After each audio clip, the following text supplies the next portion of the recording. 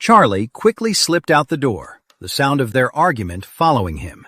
It's never a good idea to get in the middle of a family fight, so he decided it was best to stay out of it. Charlie found a small diner, ordered some food, and planned to kill some time before heading home for the night. He was on a busy street in Auris Hill City, famous for its restaurants. As Charlie was eating, his eyes landed on two figures across the street, and he did a double take. Wasn't that his wife, Claire? Across the street was a fancy, high-end restaurant. Through the large, floor-to-ceiling windows on the second floor, Charlie could see Claire sitting at a table by the window. Across from her sat a middle-aged man in a suit, wearing gold-rimmed glasses. Claire was holding some papers and talking animatedly to the man, probably pitching her new studio and trying to get him to invest. But the man barely seemed to be listening. His eyes kept drifting down to her neck and chest. He even tried to touch her hand as he reached for the papers, but thankfully Claire was quick and pulled her hand away just in time. A surge of anger rushed through Charlie. That creep! He dared to make a move on his wife! The waiter had just brought over a bowl of soup. Before he could even set it down, Charlie shot up from his seat, slapped a couple of dollars on the table, and said, "Keep the change."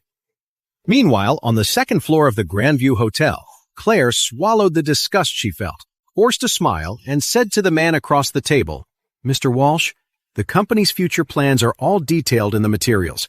There's a lot of potential for growth. If you're willing to partner with me, I can guarantee you the best project planning." "Miss Wilson, I'm well aware of your talents." The man put on a regretful expression. "But you see, the company is juggling several other investments right now, so funds are a bit tight." Claire's heart sank a little. She had been talking until she was blue in the face, but he remained vague, and she couldn't get a clear answer from him. Noticing her disappointment, the man deliberately rubbed his hands together and said, "Well, it's not totally out of the question," he said. "I'll talk it over with the senior execs. To be honest, I'm very optimistic about your company. How about this? Let's meet tonight around 8 o'clock. We can talk some more so I can get a better feel for things." "Mr. Walsh, I don't know if that's a good idea." Claire hesitated.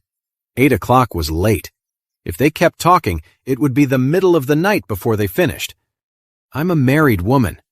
A late-night meeting just wouldn't look right. The man chuckled. "It's not that late. An investment is a big deal. We need to understand each other on a deeper level. How can we build trust otherwise?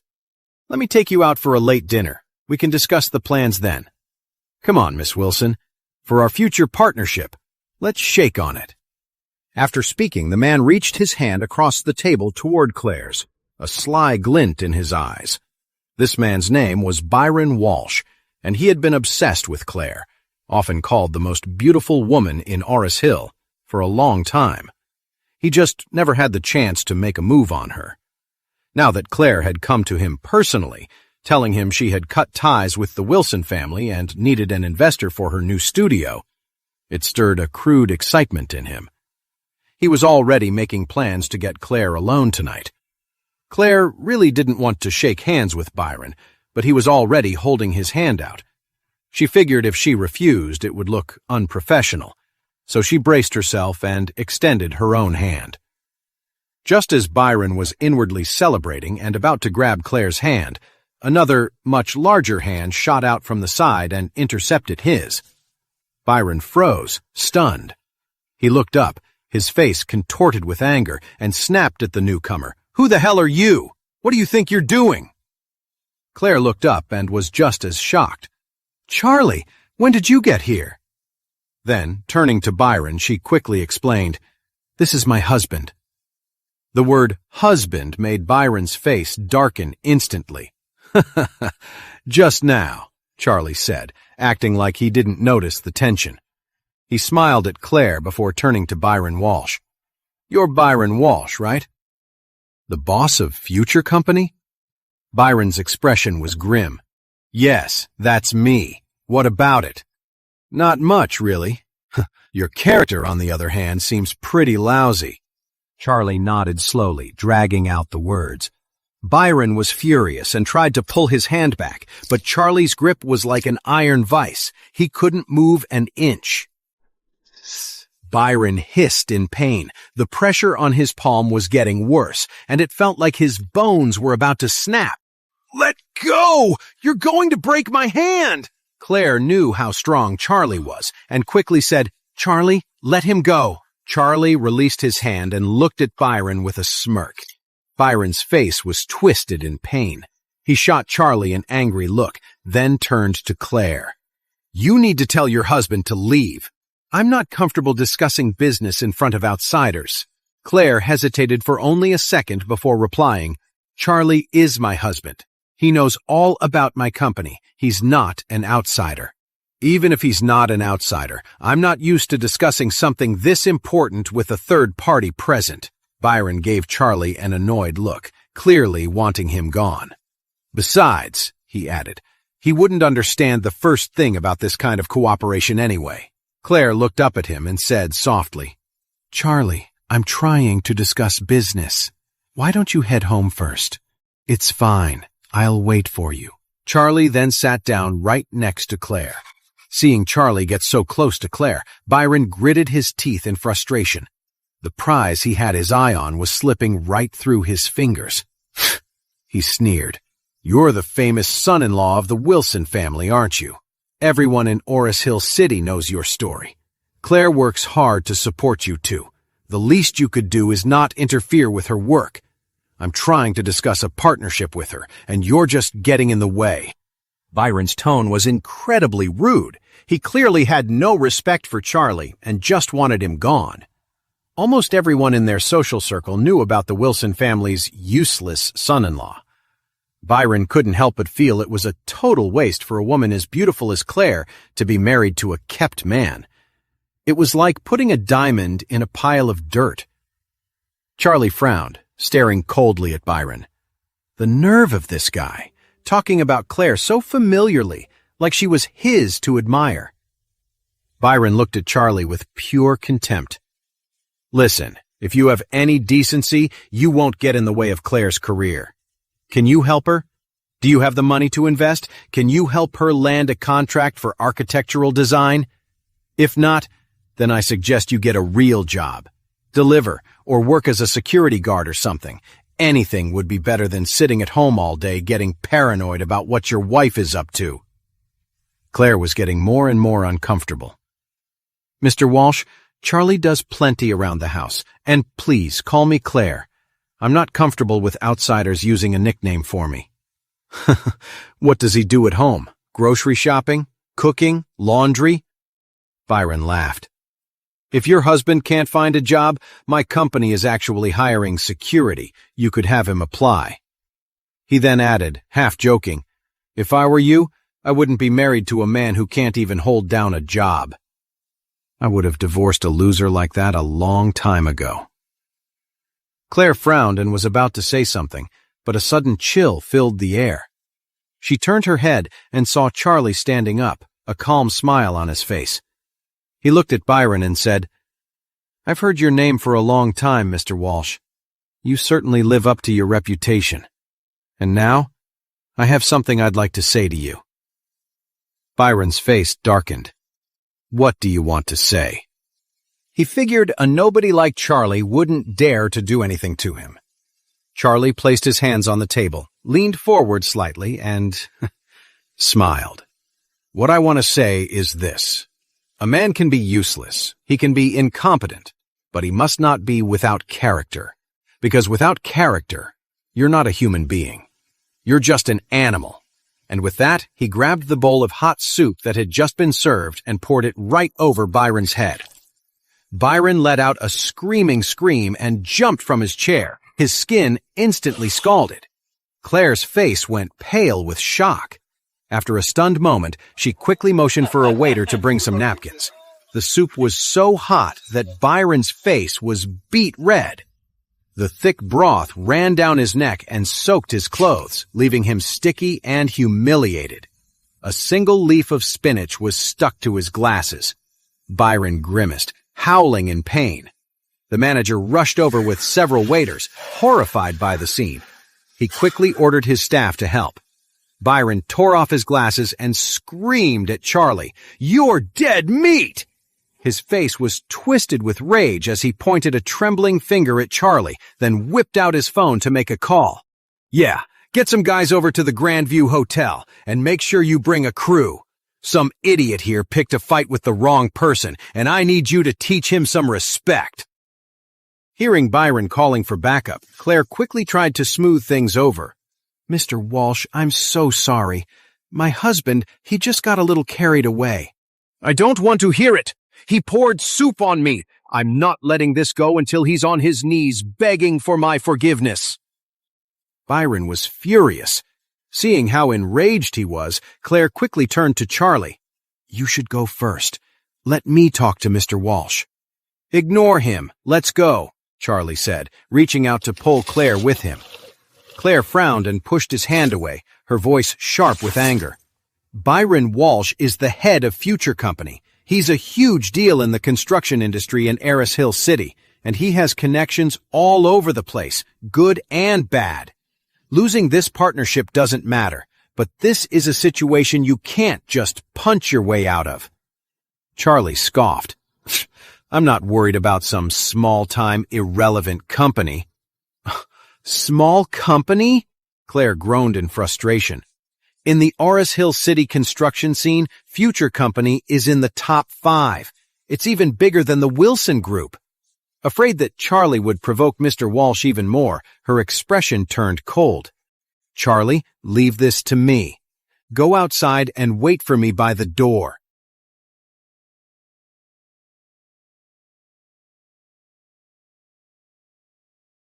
Charlie started to say something, but seeing the anger on Claire's face, he could only grit his teeth, turn, and walk out of the restaurant.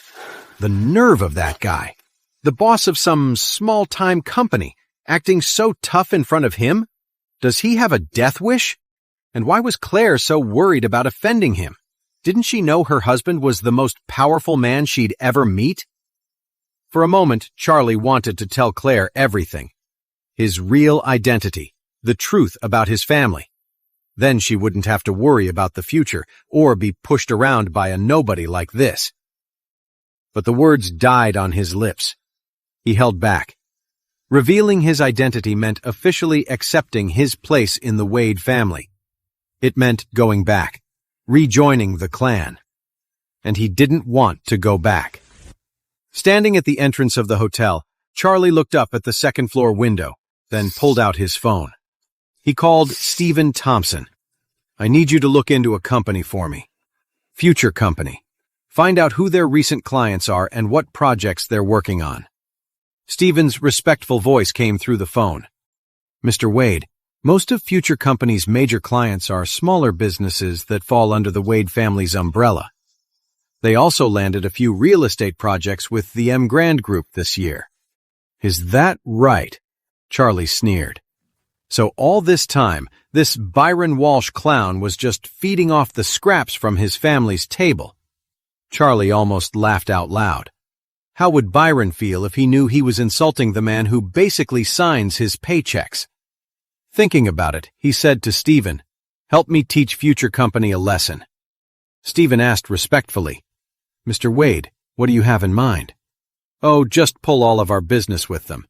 I've decided I don't like their company." "Who would dare to offend you? Do you want me to just take care of their boss? I can make him disappear." Charlie waved a hand dismissively, a small smile on his face. "No, don't always jump to killing. If he's dead, how can he feel any pain? Just bankrupt him. Ruin him so completely that he spends the rest of his life on the streets." "Of course, young master. Give me a few minutes. I'll make the arrangements." For Stephen, bankrupting Future Company was as easy as squashing a bug. Charlie finished his call, hung up the phone, and looked back up at the restaurant. He could see Claire was still apologizing to Byron, who was acting smug and arrogant. Charlie could only imagine the things he was saying. He simply sat down on the curb, lazily waiting for his wife to come out. On the street, Charlie, dressed in his simple clothes, looked like any other person passing by. No one would give him a second glance. Yet, with a single phone call, he could turn a well-known Oris Hill businessman into a pauper with nothing. Claire kept pleading with Byron, and after a while his angry expression seemed to soften. A moment later, she walked him out of the hotel. Byron's face, still red from the hot soup, was throbbing with pain. He saw Charlie sitting on the side of the road and shot him a hateful glare. Then he turned back to Claire. "For your sake, I'll forgive your useless husband this one time. I'll take you to dinner tomorrow night, and we can talk about the partnership." On the surface, it sounded like he was being gracious, but inside, he was still seething. If Claire hadn't been apologizing so desperately, he would have already called his guys to come and deal with Charlie on the spot. But Byron had no intention of actually letting Charlie off the hook. He just wanted to get Claire alone tomorrow, and then he'd find someone to take care of her husband permanently. Charlie walked over and said to Claire, "Honey, let's go home. There's nothing to talk about with a jerk like him who's about to go bankrupt, let alone make a deal." Byron's face twisted in fury. "Kid, you must really have a death wish, saying I'm going bankrupt. You know, the only reason you're still standing right now is because I'm doing a favor for Claire." Charlie sneered and slapped him hard across the face. The sharp sound of the slap echoed on the street. Byron was stunned, covering his face. He shouted angrily, "You piece of trash! How dare you hit me?" Charlie sneered. "What's wrong with hitting you? You deserved it, so take it." After saying that, he raised his hand and slapped him again, making his other cheek swell up. Even though Claire was disgusted with Byron, seeing Charlie slap him twice in a row made her nervous. She quickly said, "Charlie, what are you doing?" "I told you not to start fights with people."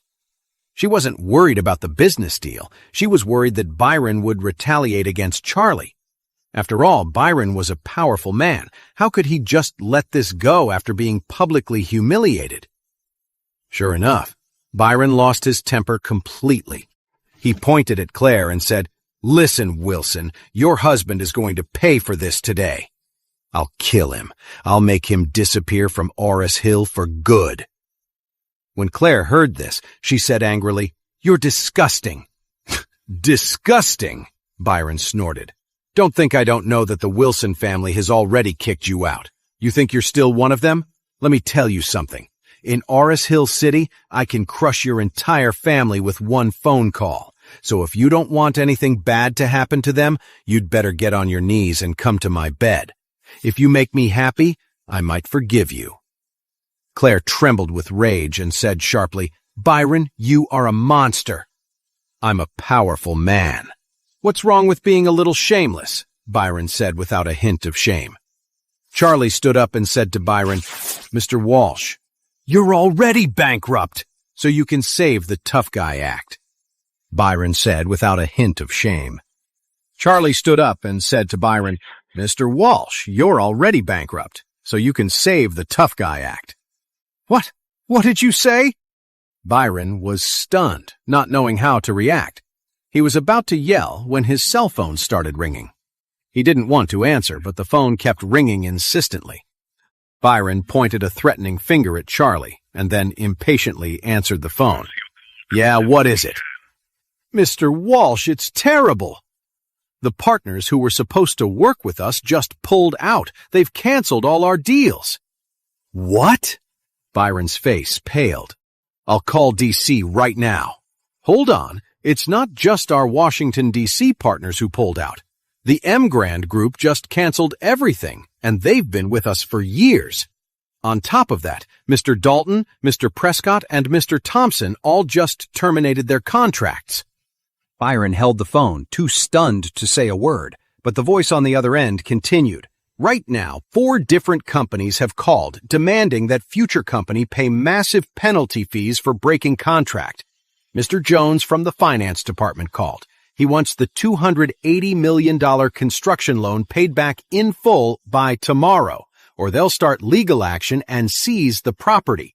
Also, the heads of American Federal Bank, Bank of America, American Trust Bank, and American Farmers Bank all called. They're calling in our debts.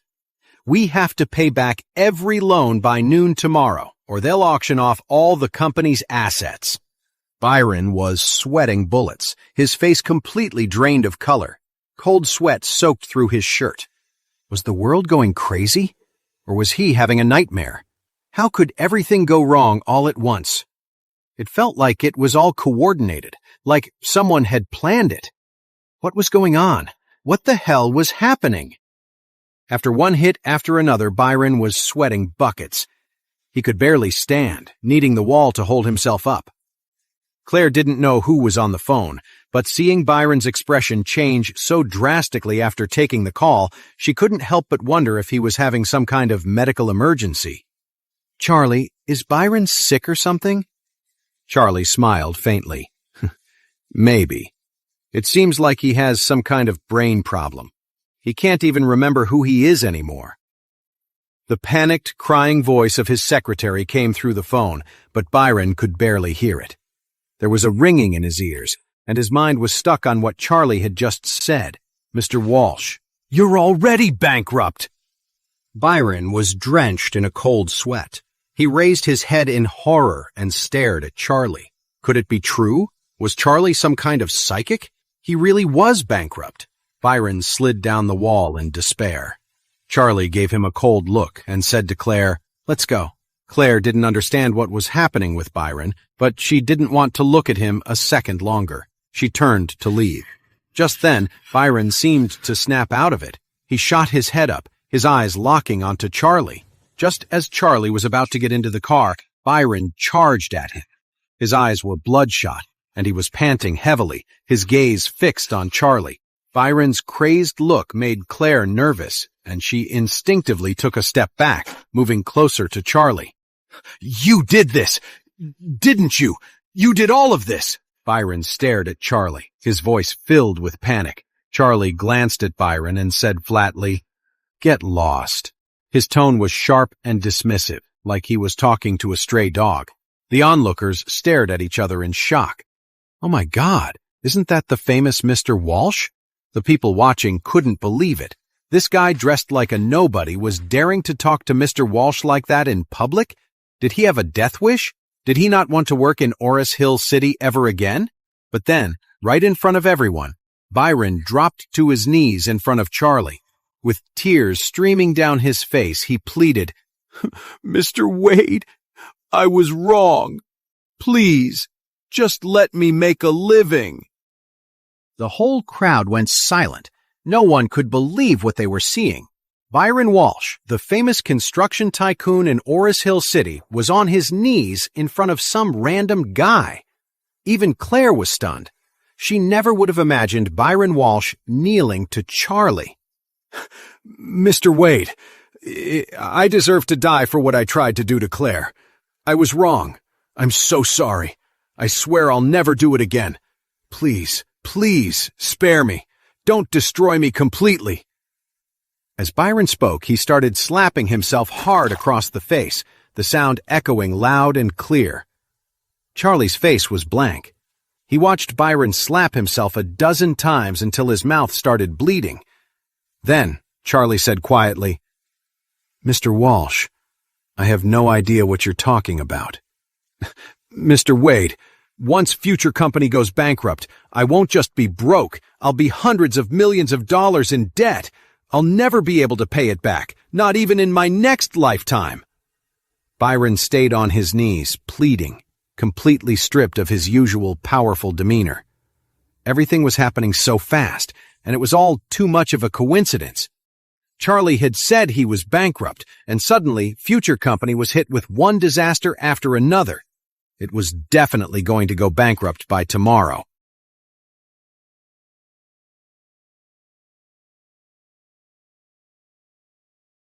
It all seemed like a coincidence, but how could there be so many coincidences? Byron had a gut feeling that everything happening was connected to Charlie, so he swallowed his pride and knelt right there in public. Claire didn't know the details of the phone call and couldn't help but say, surprised, "Byron, isn't your company doing well?" And what does your bankruptcy have to do with Charlie? Byron, still on the ground, said, Claire, I was wrong to bother you just now, and I admit it. My company just called. Our clients are pulling out, partnerships are being canceled, and the bank is calling in our loans. I'm completely ruined. Claire was stunned for a moment. I think you're mistaken. Charlie doesn't have that kind of power. Charlie also said coolly, Byron, everything in this world has consequences. It's useless to ask me for help. You should think about what you've done. After that, he got in the car with Claire. As Charlie drove away, Byron remained kneeling on the side of the road, looking completely dazed. A crowd had gathered around him, all looking at him with surprise and whispering among themselves. But Byron couldn't care about any of that anymore. Starting tomorrow, he would go from a highly successful man to a beggar on the street. No, not even a beggar. He wouldn't just have no money. He'd owe hundreds of millions of dollars in damages. The phone was still ringing. His assistant's panicked voice came through. Mr. Walsh, the loan sharks called. They said they're increasing the interest rate by 10%, and they're coming to collect the debt tomorrow. If you can't pay, they said they'll chop off your right hand. Mr. Walsh, the landlord of our office building called. He said the rent is going up 20 times. If you don't pay, he wants us out by tomorrow. Mr. Walsh? The phone slipped from Byron's hand and clattered to the ground. He knelt there, his expression utterly blank. Suddenly, Byron let out a wild scream. Oh my God! Who the hell did I piss off? He slammed his fists on the ground frantically, banging his head on the pavement until it started to bleed. The huge blow was too much for Byron to handle, and he had a complete mental breakdown. He started foaming at the mouth, his eyes rolled back, and he fainted. Charlie drove the car, his face calm. The more Claire thought about it, the more she felt something was wrong. She couldn't help but ask, What did you do to Byron Walsh? Why was he so afraid of you? Charlie said casually, I didn't do anything to him. I was waiting outside for you the whole time. How could I have done anything? He probably just offended too many people, and someone else is making him pay. Claire thought about it, and her suspicion began to fade. Maybe Byron really had crossed some powerful person, and he was just blaming Charlie. Thinking of this, Claire said angrily, That Byron is truly shameless. He deserves to go bankrupt. Charlie smiled calmly. It was true. Byron had it coming. He'd provoked him, and bankruptcy was the best possible outcome. Otherwise, Charlie would have made a guy like that simply disappear. Claire sighed softly and said, It looks like we still have to find a new partner and see if we can get some business for the studio. When Charlie heard this, he made a mental note to talk to Doris and ask Grand Group to give his wife more projects. When the two returned home, Claire was still talking to Charlie about her development plan for the studio. But as soon as they walked into the house, Jacob came toward them, rubbing his hands together. He glanced at them with an awkward look and said, Claire, your mother wants you to go back to work at the Wilson Group tomorrow. What? Claire was stunned. Charlie frowned and said, Didn't you cut ties with the Wilson family? Oh. Jacob looked embarrassed and said helplessly, Your mother. I don't know what they've told her, but she's completely focused on the Wilson family, so... Before Jacob could finish, Claire turned to Elaine and said angrily, Mom, the Wilson family bullied Dad and tried to take Charlie's house. Why would we go back? Faced with Claire's questioning, Elaine said angrily, You're still a Wilson by blood after all. Besides, your grandmother already apologized to me. She said it was just a moment of confusion. She said Harold stirred up all that trouble and made her angry, and now she's punished him for it. What more do you want? Claire said angrily, What good is an apology? I know my grandmother better than anyone. Even if she apologizes, she's not being sincere. She just wants me to go back and help her fix the Grand deal, that's all. Elaine quickly tried to persuade her. Don't think so badly of your grandmother. We're all family. You can't hold a grudge forever. We're not family anymore, Claire said angrily. I'm not going back to work for the Wilson Group. What are you talking about? Elaine said, annoyed. Your grandmother admitted she was wrong. Do you expect an elder to get on her knees and beg you for forgiveness?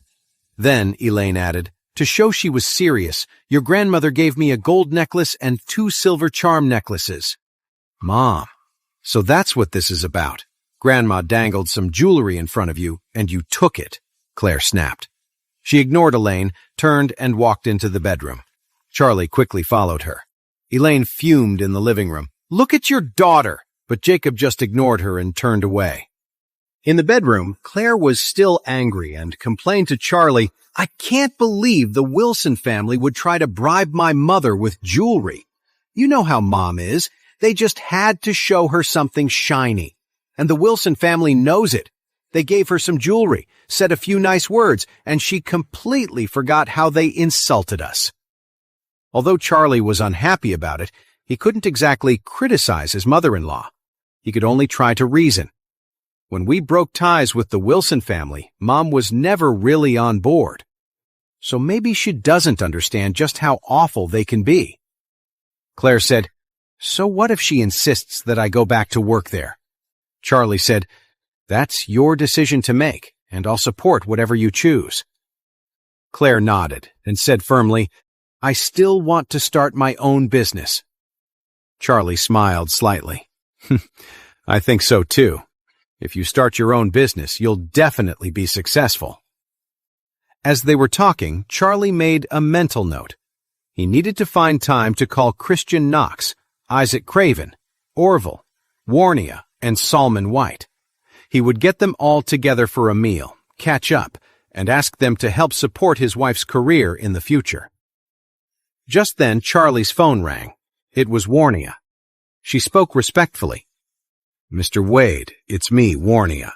I hope I'm not bothering you, but are you busy? Charlie said casually, No, Miss Smith, go ahead. Warnia said, Mr. Wade, my grandfather has been sick lately, and the doctors can't figure out what's wrong. I was wondering if you might have some time to come to my grandfather's house and take a look at him. She quickly added, Don't worry, we'll make sure you're well compensated for your time. Charlie considered it. Warnia was from one of the most powerful families in Orris Hill. In the future, when Claire starts her business, having Warnia as a connection could be very helpful. He readily agreed. I can do it tonight. Warnia sounded relieved. Great, I'll pick you up tonight. Sounds good. After hanging up, Charlie said to Claire, A friend needs me to look at something tonight, so I won't be home for dinner. Claire nodded without asking too many questions. She just said, When you're out, please be careful with that energy alignment stuff you do. If people think you're a fraud, it could lead to trouble. Charlie smiled slightly and said, Don't worry, I know what I'm doing. That evening, Warnia drove to the neighborhood to pick up Charlie. When she saw him, she greeted him respectfully. Mr. Wade, thank you for doing this. Charlie smiled slightly. Miss Smith, you don't have to be so formal. Then he noticed a diamond necklace and asked curiously, Is that the necklace you lost? Warnia nodded quickly. Yes, this is it. It was a gift from my mother before she passed away. It means the world to me. I have you to thank, Mr. Wade. Otherwise, I might have never seen it again. Charlie smiled. It was meant to find its way back to you, even without my help. Warnia knew he was just being modest. She quickly said, Mr. Wade, it's rare to meet someone with your kind of real talent, and even rarer for them to be so humble and low-key. Charlie smiled. Miss Smith, you don't have to flatter me. Let's get down to business. Warnia nodded quickly. Of course, Mr. Wade. Please, get in. Sitting in Warnia's car, the driver sped toward the Smiths' mansion in Orris Hill. It was a sprawling, luxury estate with stunning architecture and manicured gardens. The place had a classic, timeless beauty, a testament to the owner's refined taste. The estate was massive. Owning this much land in Orris Hill was a clear sign of the family's incredible wealth. Warnia led Charlie into the main courtyard. Just as they walked through the entrance, he saw a young man in a sharp suit approaching them, accompanied by an older gentleman and a young woman. Sister, who is this? The handsome young man looked at Charlie with suspicion. This is Mr. Wade." Warnia's expression was a little tense, but she kept her composure and made the introduction. "And this is my cousin, Honor Smith." "Hello," Charlie nodded. "Mr. Wade?" The young man eyed Charlie from head to toe, then said sarcastically, "Sister, you invited a so-called expert who's younger than me to see Grandpa? Are you serious? This seems a bit reckless, don't you think?" Charlie took it in, a flicker of understanding in his eyes. On the way over, Warnia had mentioned that her grandfather, Cedric Smith, was gravely ill, his life hanging by a thread. The younger generation of the family was all scrambling like something out of the legends of the frontier, each one trying to show off their own magical powers. They had brought in countless famous doctors, each hoping to be the one to cure Arthur. They were all jockeying for position, trying to make a name for themselves, or secure a bigger piece of the inheritance. This was especially true for Warnia and her cousin, Honor. Unfortunately, every single one of those famous doctors had failed, and left empty-handed. It was clear that Honor was hostile toward Warnia. The look in his eyes was dripping with contempt. Warnia spoke up. "Honor, Mr. Wade is incredibly skilled. I was having a string of bad luck, and it was Mr. Wade who helped me turn things around. He has a supernatural power." Honor scoffs. "Warnia, to treat Grandpa, we need a brilliant doctor, not some energy alignment guy who pretends to be a god. You get that, right?" Charlie stood quietly beside Warnia, his expression calm but unreadable. No one said anything more, but the air between them was already tense. Charlie was starting to get annoyed. He was only here as a favor to Warnia. Otherwise, as the young master of the Wade family, his status was far above the Smith family. What right did they have to summon him? Warnia was angry too. "Honor, you can choose not to believe in certain things, but you have no right to disrespect them," Honor snorts coldly. "Respect? I only respect masters with real talent and knowledge. As for con artists, they don't deserve my respect." With that, he gestured to the old man beside him and said proudly, "This is Tristan Finch and his granddaughter Fiona, the most renowned doctor in Oris Hill." Charlie looked up and was taken aback. The pair, one old and one young, looked like a grandfather and granddaughter, but their clothes were clearly different from everyone else's. The old man was over 60, wearing a simple linen tunic, a pair of old-fashioned, black-framed reading glasses, and he had a long white beard. His eyes were sharp and bright. The girl standing next to him, about 18 or 19 years old, was wearing a modest uniform with a short haircut and bangs. She had bright eyes and a brilliant smile, and she carried a cool, classic air about her. But it was the girl's appearance that really caught Charlie's attention. In all of Oris Hill City, her beauty was on par with Claire's, who was known as the First Beauty, and he hadn't seen many who could compare. But unlike Claire, this girl's gaze was sharper, and she had an air of arrogance about her. She didn't seem very approachable. When she saw Charlie looking her way, Tristan Finch gave a faint nod, but the girl remained cold and didn't even glance at him. Honor turned back to Warnia. "Sister, the person you brought is barely in his 20s. He probably hasn't even memorized the basics of cosmic balance and the 4 elements, and he's calling himself a master. People would laugh at our Smith family for being so gullible, trusting in superstitions instead of medical skills." The barb was clearly aimed at Charlie. He was shocked. How did he suddenly become a liar? At that moment, Honor addressed the old man again, bowing slightly. "Mr. Finch, my sister is just being naive and jumping to conclusions. Please don't take it personally." Tristan replied modestly, "Youth doesn't necessarily mean a lack of talent. Mr. Smith, you shouldn't be so quick to doubt this young man." Honor sighed. "You don't know the half of it, Mr. Finch.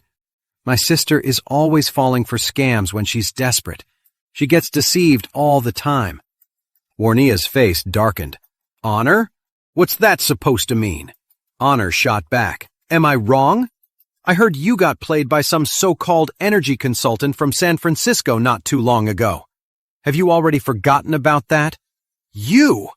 Warnia sputtered, her face flushed with embarrassment. The whole incident with Everett Sutton had been a huge mistake on her part. She never expected to be fooled by a con artist. Luckily, Charlie had been there to see through the scam. Otherwise, she would have been in serious trouble. However, Honor obviously didn't know about Charlie's abilities, so he had no problem running his mouth. He turned to Charlie again. I don't know how you tricked Warnia, but I'm not about to let you pull one over on the Smith family. This is Mr. Finch. His family has served as presidential physicians for 3 generations. You're just a young liar. I suggest you get out of here now, before you find yourself in trouble. Warnia's face was beet red, but she couldn't find a good comeback. After all, Charlie really did look too young. His age alone was unconvincing. If she hadn't seen Charlie's incredible abilities with her own eyes, she wouldn't have believed it either. To her surprise, Charlie remained completely calm. He just smiled and said, It's fine. Nobody like me is just here to watch and learn. I would never get in the way of this master physician while he's trying to heal someone. Good. At least you know your place. Just then, a middle-aged man rushed out of the house. Warnia! Honor! Your grandfather is about to pass away! Tristan quickly asked, Where is Cedric Smith? Let me see him immediately. He's in the back wing of the house. Please, follow me, Honor said, quickly leading the way for the doctor and his granddaughter. Warnia quickly pulled Charlie along to follow. When they entered a lavish, classic-style room in the back wing, they saw a dying old man lying on a large bed made of gold and oak. The old man's face was gaunt. His skin had a pale, waxy sheen, and his brows were knitted together as if he were enduring immense pain. Tristan said at once, Mr. Smith is in critical condition. Please allow my granddaughter and me to begin treatment immediately. Honor hurriedly said, Mr. Finch, please, do whatever you can. Tristan nodded, but he didn't perform the treatment himself. Instead, he stood by the bed and gestured for the young woman to begin. A silver needle lay on the bedside table. The woman picked it up and began to expertly pierce Cedric's skin. Her acupressure technique was incredibly skillful, even more so than a holistic medicine expert who'd been practicing for 20 or 30 years. It was no wonder that, despite her youth, the Smith family members were confident in her abilities. The young woman was undeniably attractive. She wasn't just beautiful and charming. She also had a look of confident strength in her eyes. Her appearance and her presence were both top-notch. But Charlie wasn't focused on her beauty. He was looking deeper, at her inner self. He could see that when she placed the needles, she was channeling a small amount of core energy. That made her, in a way, a fellow practitioner. According to the principles of ancient mysticism, there are 5 major disciplines. To practice any of them, one needed to cultivate core energy, which was the foundation of true mastery. Charlie could tell at a glance that Tristan Finch and his granddaughter belonged to the discipline of the mountain.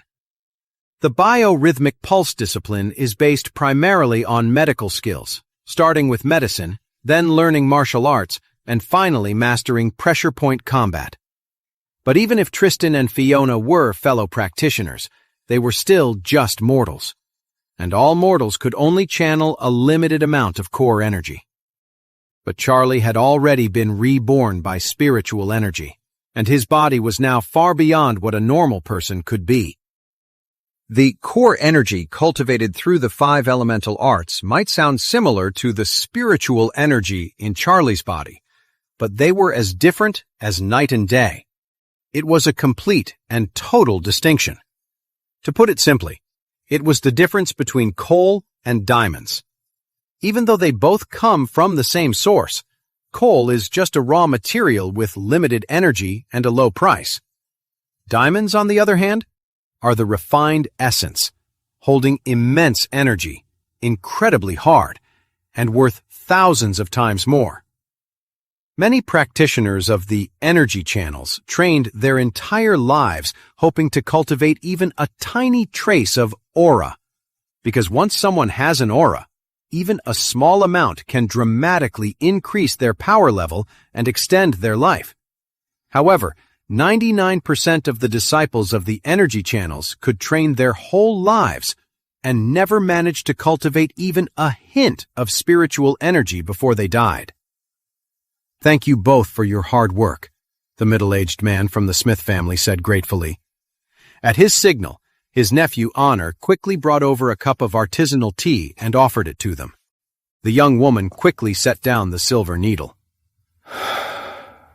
She was breathing heavily as she took the teacup and drank it down. Even though she was only about a third of the way through the acupuncture treatment, Cedric's face had already regained some color, and his breathing had become more even. The Smith family members gathered around them looked both joyful and impressed. The woman looked pretty pleased with herself.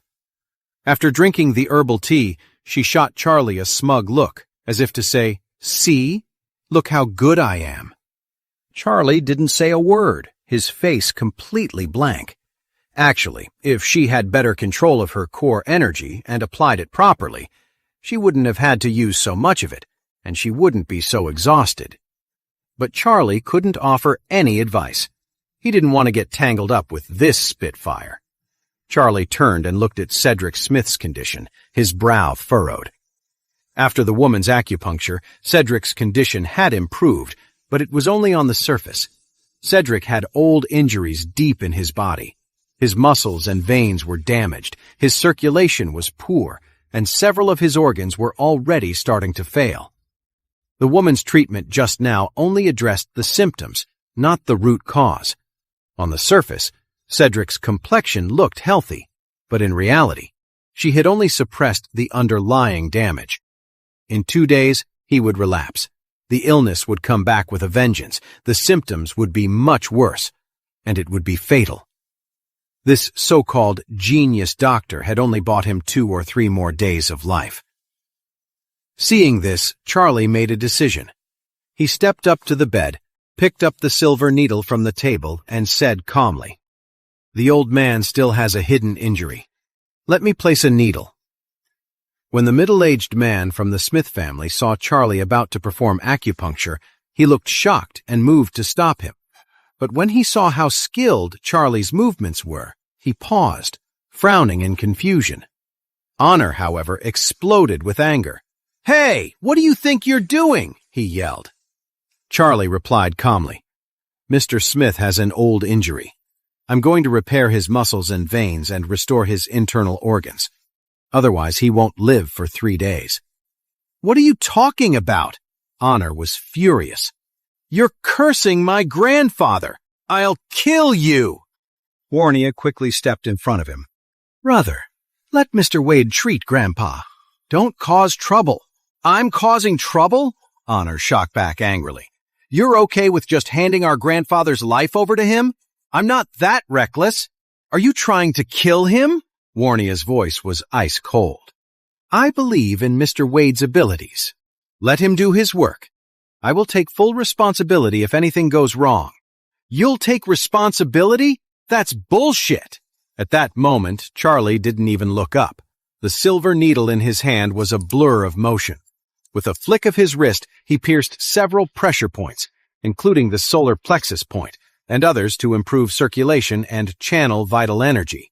Then, he sent a small amount of spiritual energy into Cedric's body through the tip of the needle.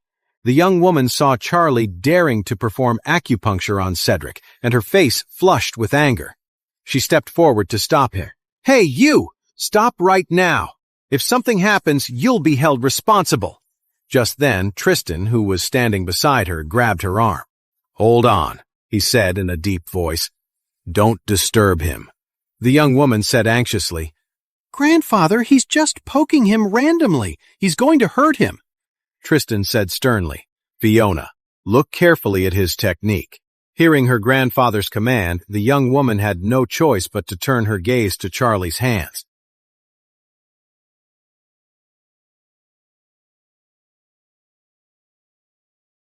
Fiona stared, dumbfounded.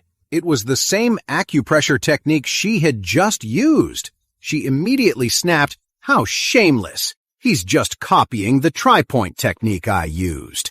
Tristan Finch's face was serious. After a few seconds, he said, "Look again. Pay attention to his movements." The woman watched him carefully for a moment, and then her eyes went wide with shock. "What is he doing?" she muttered. She recognized the technique Charlie was using. It was indeed the tri-point technique passed down by the Finch family's ancestors. It looked exactly like her own acupuncture method at first, but when she looked closer, she saw some differences. Compared to the tri-point technique she had just used, Charlie's was hitting different pressure points, and his version was far more complex.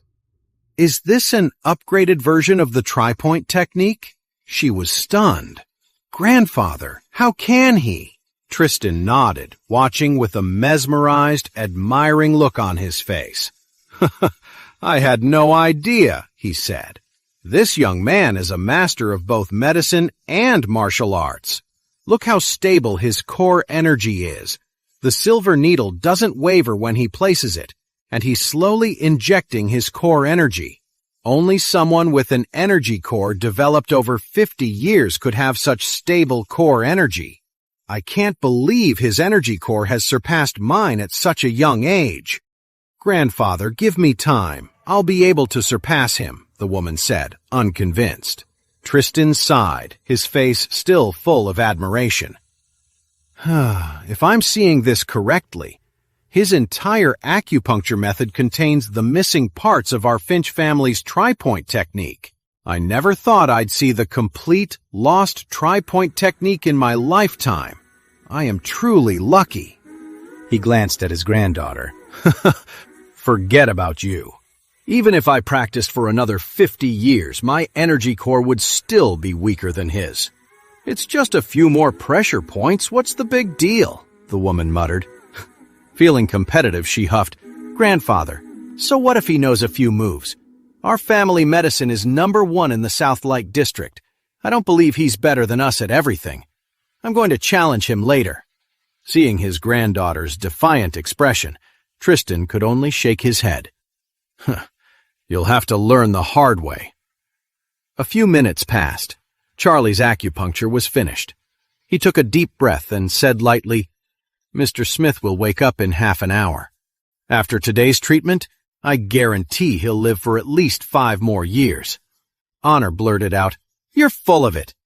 Even the best doctors said my grandfather only had a month to live, at most. How can you just waltz in here and claim you can give him 5 more years?" Charlie said coldly, "Because I'm Charlie Wade." Honor sneered. "Mr. Wade. If anything happens to my grandfather, I'm coming for you." Tristan's granddaughter, Fiona, stepped forward and said bluntly, "Hey, what medical clinic are you with? Who was your teacher?" Charlie turned his head. "I'm not part of a medical clinic, and I don't have a teacher." Fiona asked, "That's strange. Where did you learn that acupressure technique?" Charlie smiled. "That's a personal matter.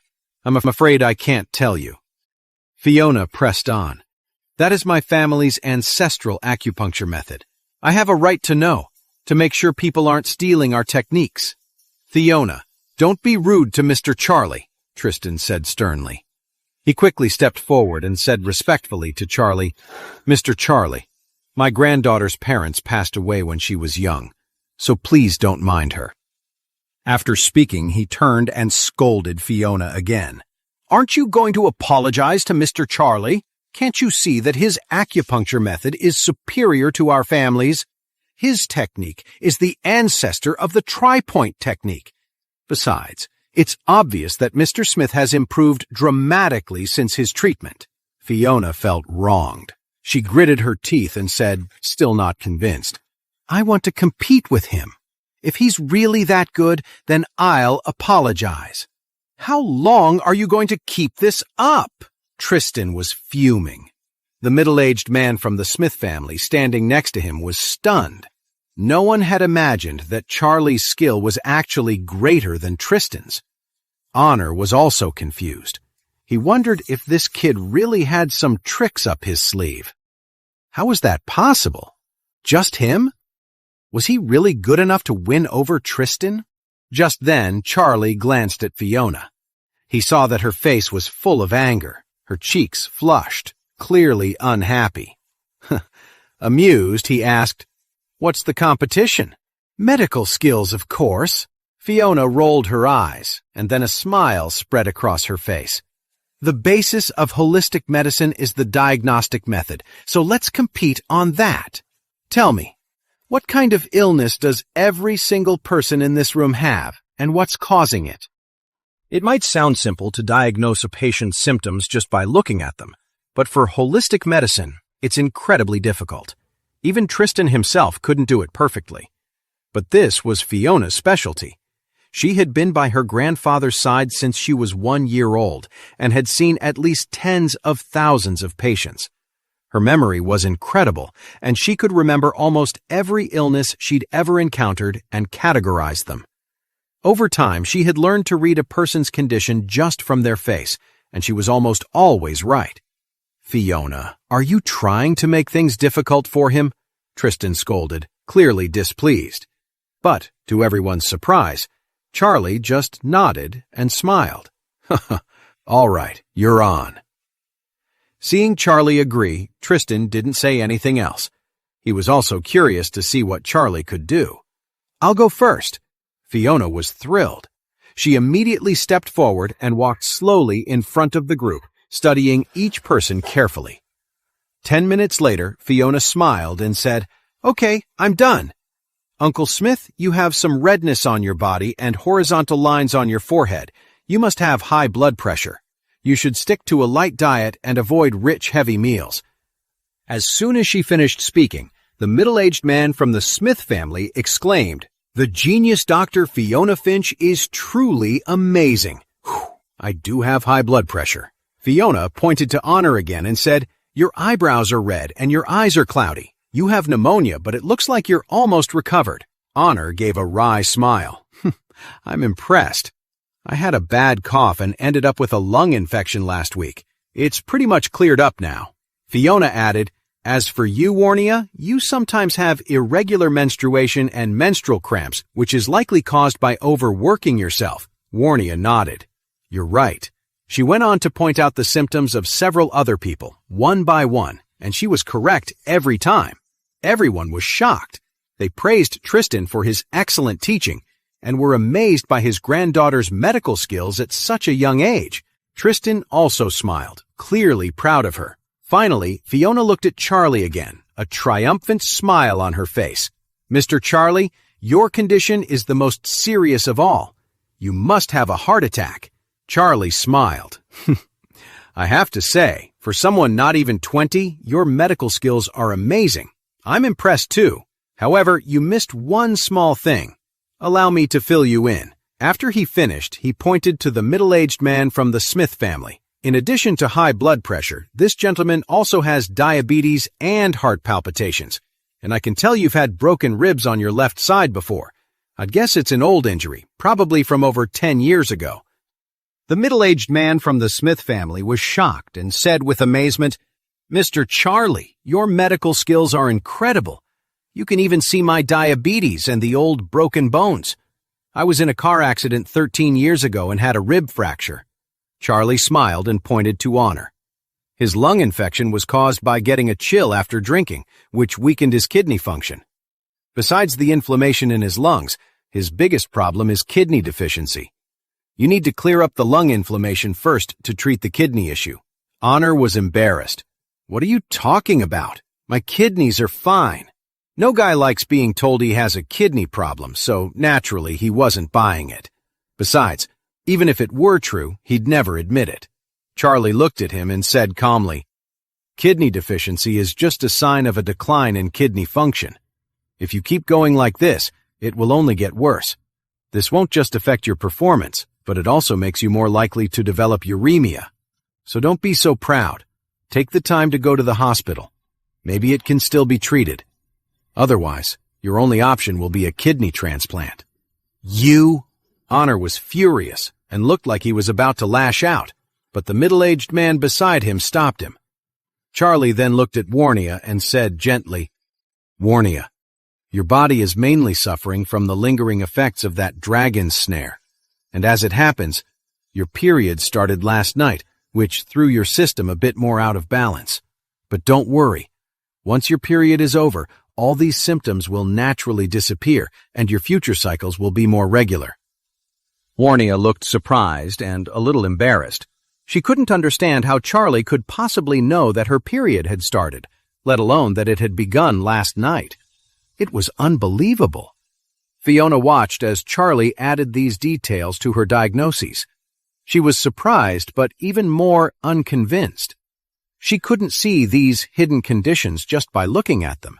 But Charlie had barely glanced at them and knew everything. How was that possible? Was he just guessing? Fiona bit her lip and said, "Mr. Charlie, you have a heart attack, am I right?" "Really?" Charlie smiled and held out his hand to Tristan. "Mr. Finch, would you mind taking my pulse for me?" Tristan hesitated, then reached out and placed his fingers on Charlie's wrist. After a moment, he lowered his hand, turned his head, and glared at Fiona. He then yelled, "You're an amateur, and you have the nerve to show off in front of Mr. Charlie? Apologize to him right now." Fiona cries out, "Grandpa, what did I say that was wrong?" Tristan just shook his head, sighed, and said, "Go on. Take his pulse yourself. You're mistaken about Mr. Charlie having a heart attack." "What?" Fiona couldn't believe her ears. She hadn't made a single mistake in her diagnoses in over 10 years, and the signs of heart disease were the easiest to spot. How could she possibly have gotten it wrong? She walked over to Charlie, reached out to take his pulse, and froze. Her face suddenly flushed red. His heart was perfectly fine. No heart disease at all. Had he deliberately faked the symptoms of a heart attack just to make her look like a fool? If he could easily fake the signs of a specific illness, then his control over his body's core energy must be incredible, right? If that was the case, he was practically a man of God.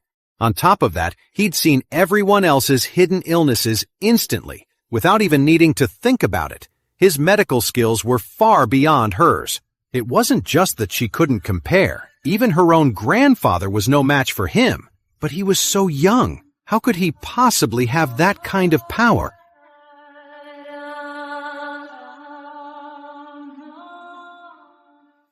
Fiona finally understood what Charlie meant by not quite. He was being generous. She wasn't not quite. She was not even close.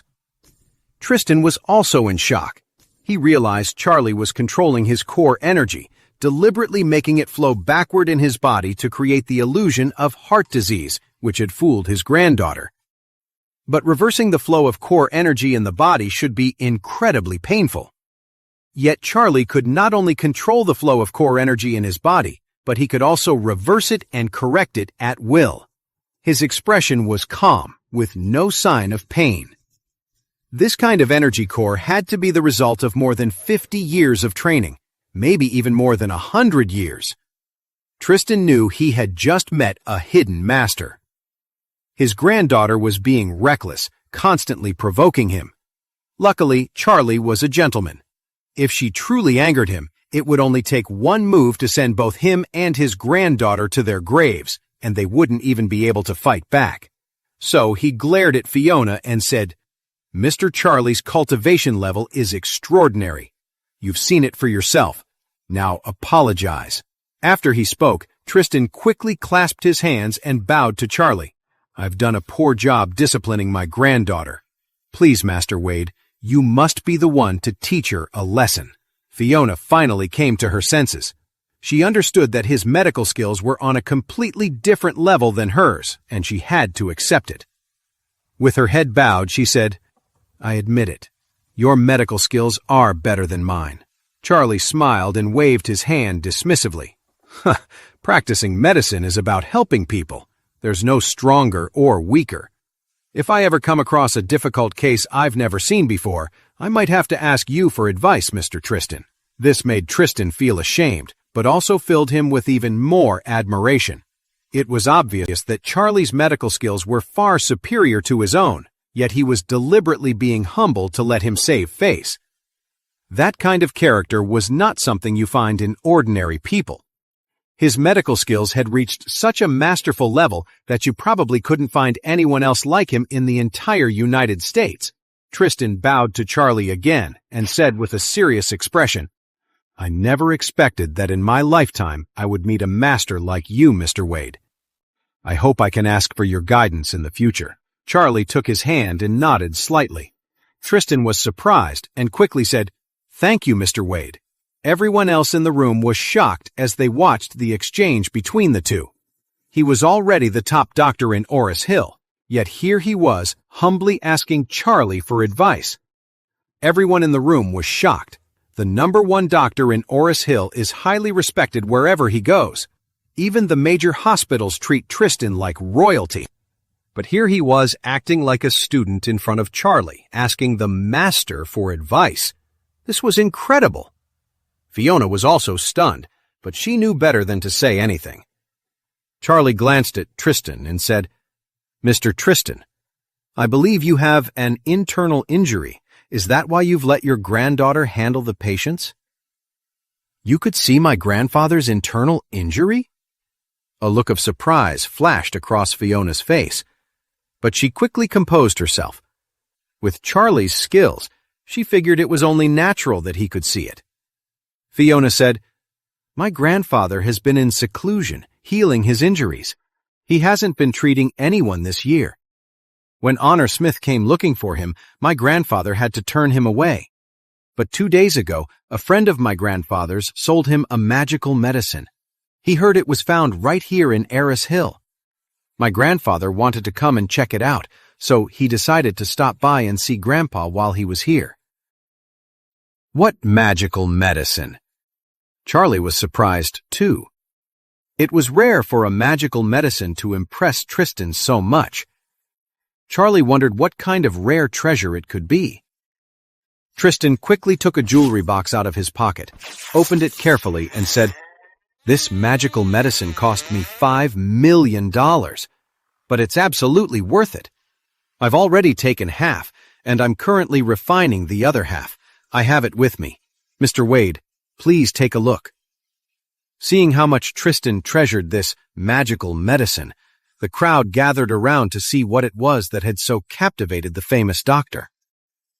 As soon as the jewelry box was opened, a strong medicinal scent filled the air.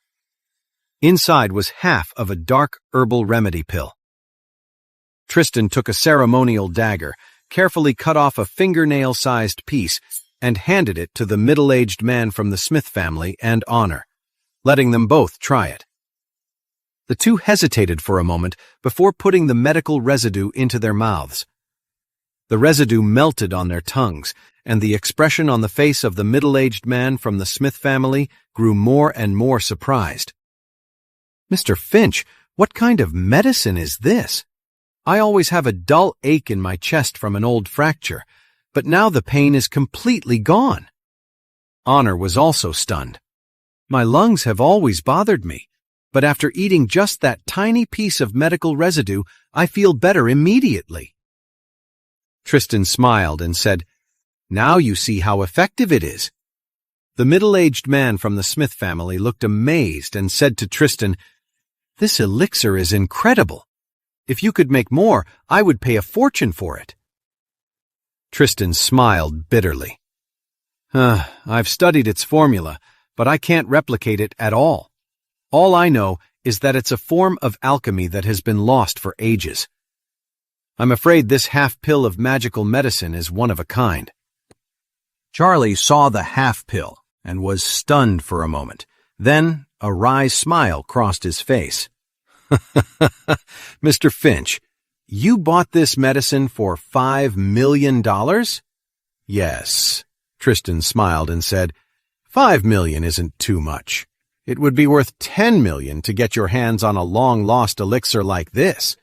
Mr. Wade, You can tell this pill is the real deal.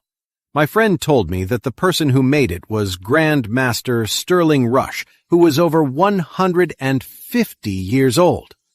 My friend knelt at the gate of Grand Master Sterling Rush's home for 3 days and 3 nights. That's what it took to convince the master, and he bought it for $5 million.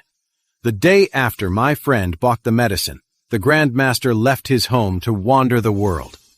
I'm afraid it'll be impossible to ever find him again. The middle-aged man from the Smith family sighed. This old master sounds like an immortal master.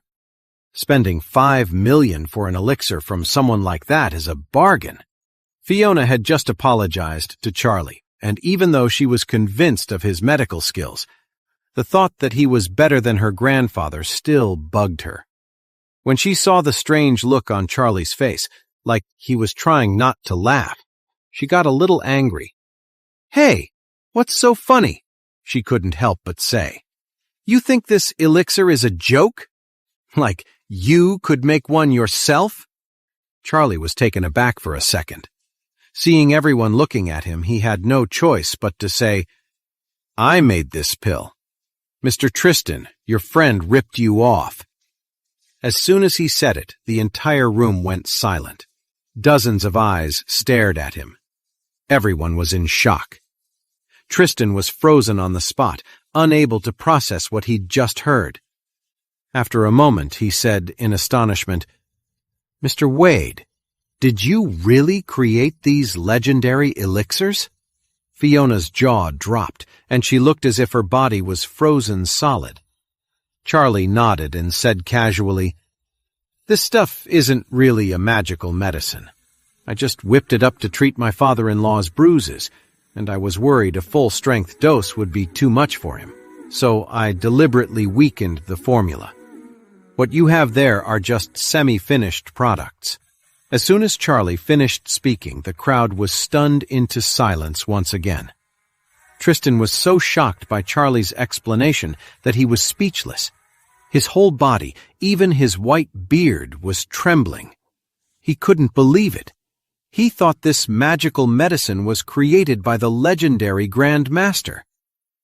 But it was actually made by the young man, Charlie, standing right in front of him.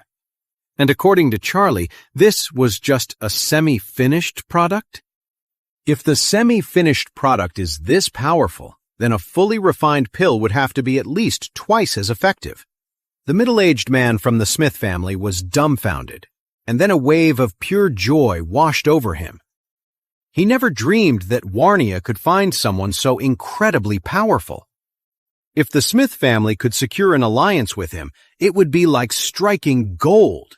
What's the one thing all rich and powerful people fear most? Death. No matter how much money you have or how much influence you wield, you can't enjoy any of it if you're not alive. If you have a connection to a master who can create magical medicine on a whim, extending your life is no longer just a fantasy. Take Cedric Smith, for example. If he could live for another 5 years, it would be an incredible blessing for the entire Smith family. Because Cedric Smith's reputation, his connections, and the foundation he built are far beyond what any of his descendants could hope to match. While the old master is alive, people have to show the family respect. But if he were gone, many of those people wouldn't give the Smith family the time of day. That's why the Smith family hoped their patriarch could live for as many years as possible. With him protecting the Smith family's interests, everything they do is twice as effective, with half the effort. Honor Smith, who had been looking down on Charlie this whole time, was also in shock. At the same time, a feeling of panic started to set in.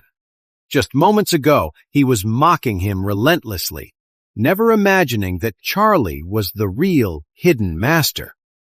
Tristan couldn't help but clasp his hands together and bow, pleading. "Mr. Wade, I have been suffering from old injuries for years. If you would be so kind as to make a true magical medicine for me, I would gladly give you $10 million in cash." The middle-aged man from the Smith family couldn't help but step forward, bow respectfully, and say with a trembling voice, "Mr. Wade, if you ever decide to make that magic medicine again, please consider giving one to the Smith family. We would also be willing to give you $10 million in cash." Charlie replied calmly, "I don't need the money, and it's not a big deal to make more medicine. Since you're both sincere, I'll prepare some more in the future. I'll give you one then." "Mr. Wade, you are a true benefactor to my family," the middle-aged man said, his voice filled with excitement. He saw Charlie standing and quickly grabbed a stool, wiping it clean with his own sleeve. "Mr. Wade, please, have a seat." Honor also hurried over with a cup of herbal tea and presented it to Charlie respectfully. "Mr. Wade, please, have some herbal tea." Warnia watched all of this in silence, her heart reeling with shock. She was speechless. She never expected Charlie to possess such incredible power, and yet he was just a live-in son-in-law, completely unfazed by an offer of $20 million in cash. Why? Could it be that he was even more powerful than she could possibly imagine? But why would someone so powerful be willing to live as a humble, live-in son-in-law? Tristan Finch, the renowned doctor, also sighed from the bottom of his heart. "Mr. Wade, you truly are an immortal master. Your power, your character, your very presence. I'm afraid that even if I lived for another 100 years, I could never hope to catch up to you."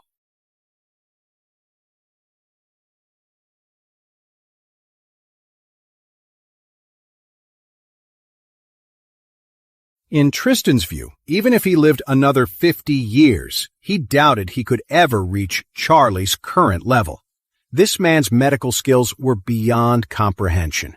And even more amazing, he could create such a powerful, magical medicine. He was practically a god. Tristan's granddaughter, Fiona, was blushing. Just moments before, she had doubted Charlie, but now she was completely convinced. Charlie said calmly to Tristan, "Mr. Finch, the medicine you bought is helping with your internal injuries, but it's missing a few key ingredients. It's only about 20% effective. Just wait. I'll give you a complete pill, and once you take it, your old injuries will be healed for good." "Mr. Wade, thank you." Tristan was overcome with gratitude, kneeling and clasping his hands, his eyes welling with tears. Fiona also knelt beside her grandfather, blushing as she said to Charlie, "Mr. Wade, thank you." Tristan added, "Mr. Wade, you may not be from the Southlight holistic medicine community, but I've been a part of it for decades and have built up quite a network. I can never repay your kindness, but if you ever need any medicinal materials or need anything done, please, just ask me." Charlie gave a slight nod. Don't be fooled into thinking Tristan was just some holistic doctor. The Finch family had practiced medicine for generations, and he was considered the top doctor in all of Southlight District. His connections and resources for medicinal materials were probably not as extensive as the Smith family's. Still, with the Finch family's help, it would be much easier for Charlie to find the medicinal materials he needed for his cultivation in the future. Just then, Cedric Smith, who hadn't moved at all, suddenly coughed, and his eyes flew open. Everyone's attention snapped to him. What they saw left them completely stunned. Cedric Smith, who had been unconscious, sat up in bed on his own. The middle-aged man from the Smith family held his breath, terrified that this was all just an illusion. The doctors had already declared the case hopeless, saying the old man wouldn't survive more than a few days. Honor had specially brought in the renowned Dr. Tristan, but after Tristan's granddaughter administered an injection, it only brought a little color back to the old man's face. They couldn't do anything more for Cedric's underlying condition. He had been thinking that they should start preparing for the funeral, and then Charlie had gone up silently and given the old man an injection. And he never expected it. Charlie had said the old man would wake up in half an hour, and he woke up in exactly half an hour. What's more, Cedric's eyes were clear, his complexion strong, and his face had a healthy, rosy glow that was much better than before he fell ill.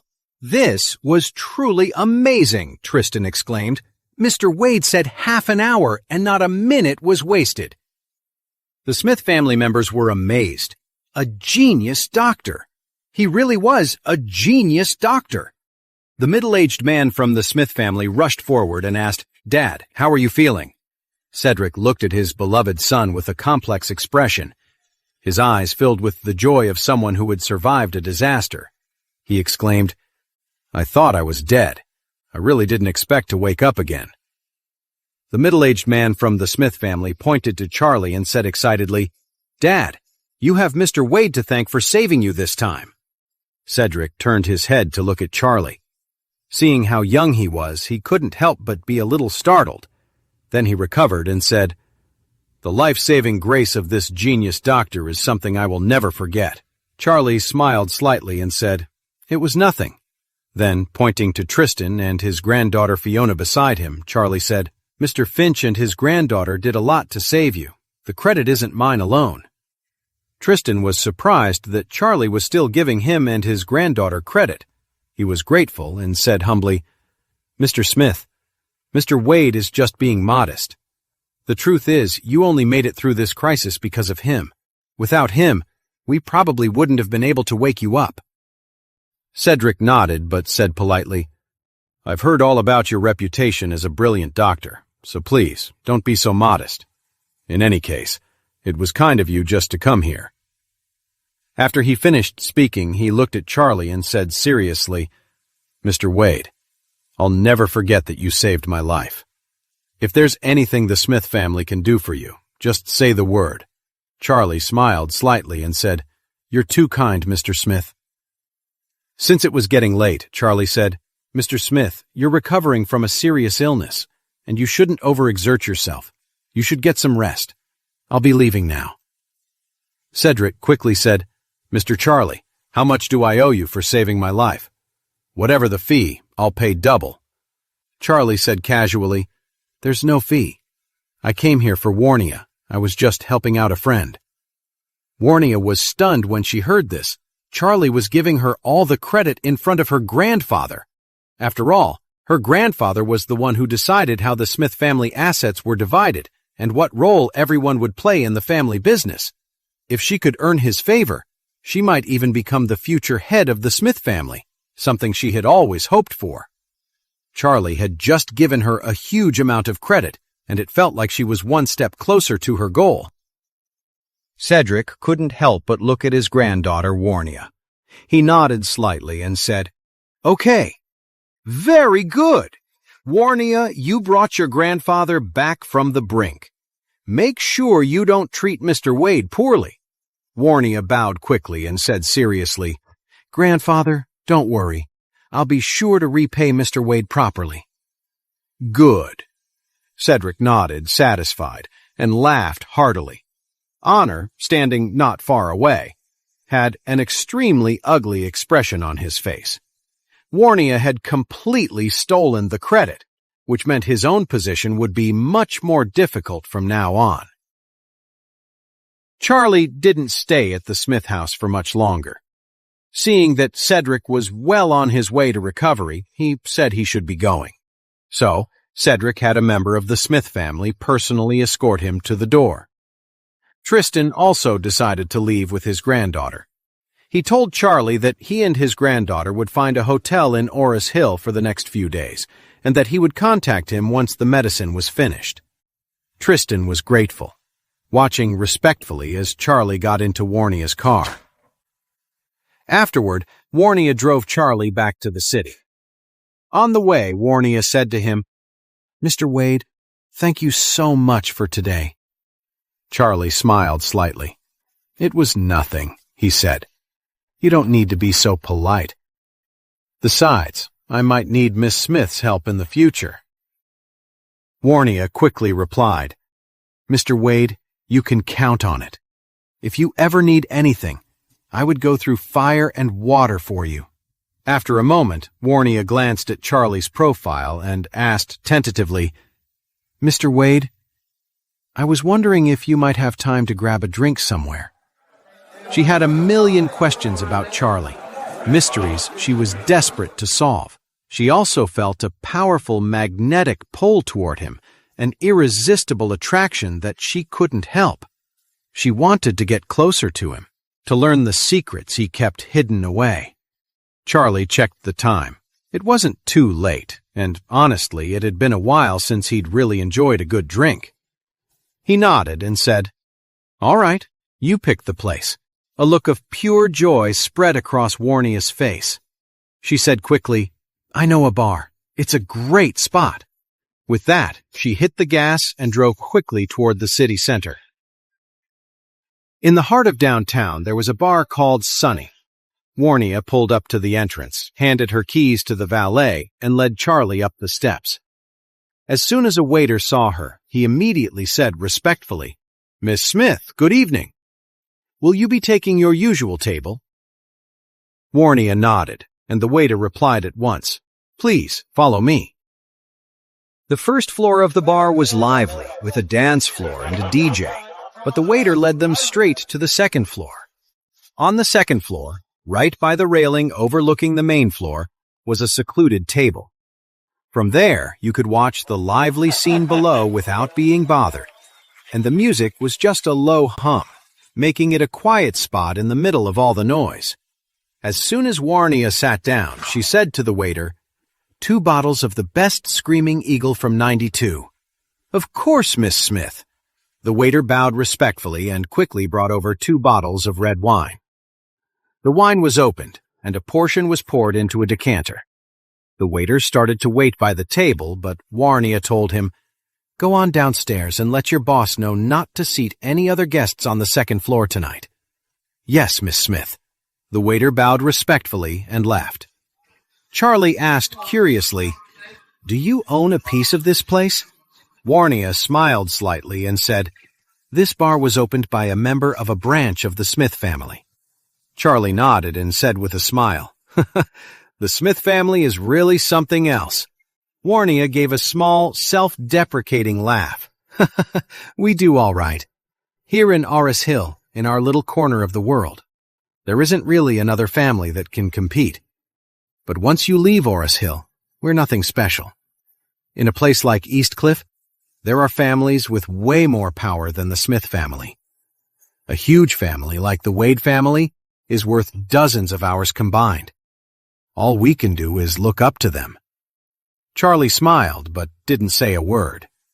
The Wade family? Wasn't that his family? It was just that he still hadn't figured out if he wanted to go back. To be honest, his life was pretty good right now. Not only did he have the Emgrand Group and tens of billions in cash, but he also had the infinite possibilities that the mystic scriptures gave him. In contrast, if he went back to the Wade family home, he would be subject to so many rules and expectations. How could he ever be this free? Just then, Warnia poured a glass of red wine for Charlie and herself. She handed one to him, smiled, and said, "Here's to you, Mr. Wade."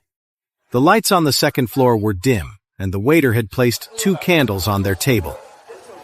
Warnia's face glowed, looking soft and pink in the candlelight. Charlie took the wine glass. He looked at Warnia, who seemed to blush in the warm light, and said with a smile, "Miss Smith, I believe every drink should have a reason behind it. You know, something we want to celebrate, or something we want to remember or forget. Something we're upset or happy about.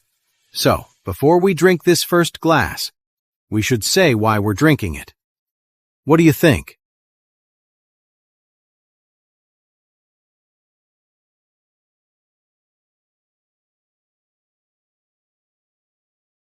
Hearing Charlie's unusual request, Warnia smiled.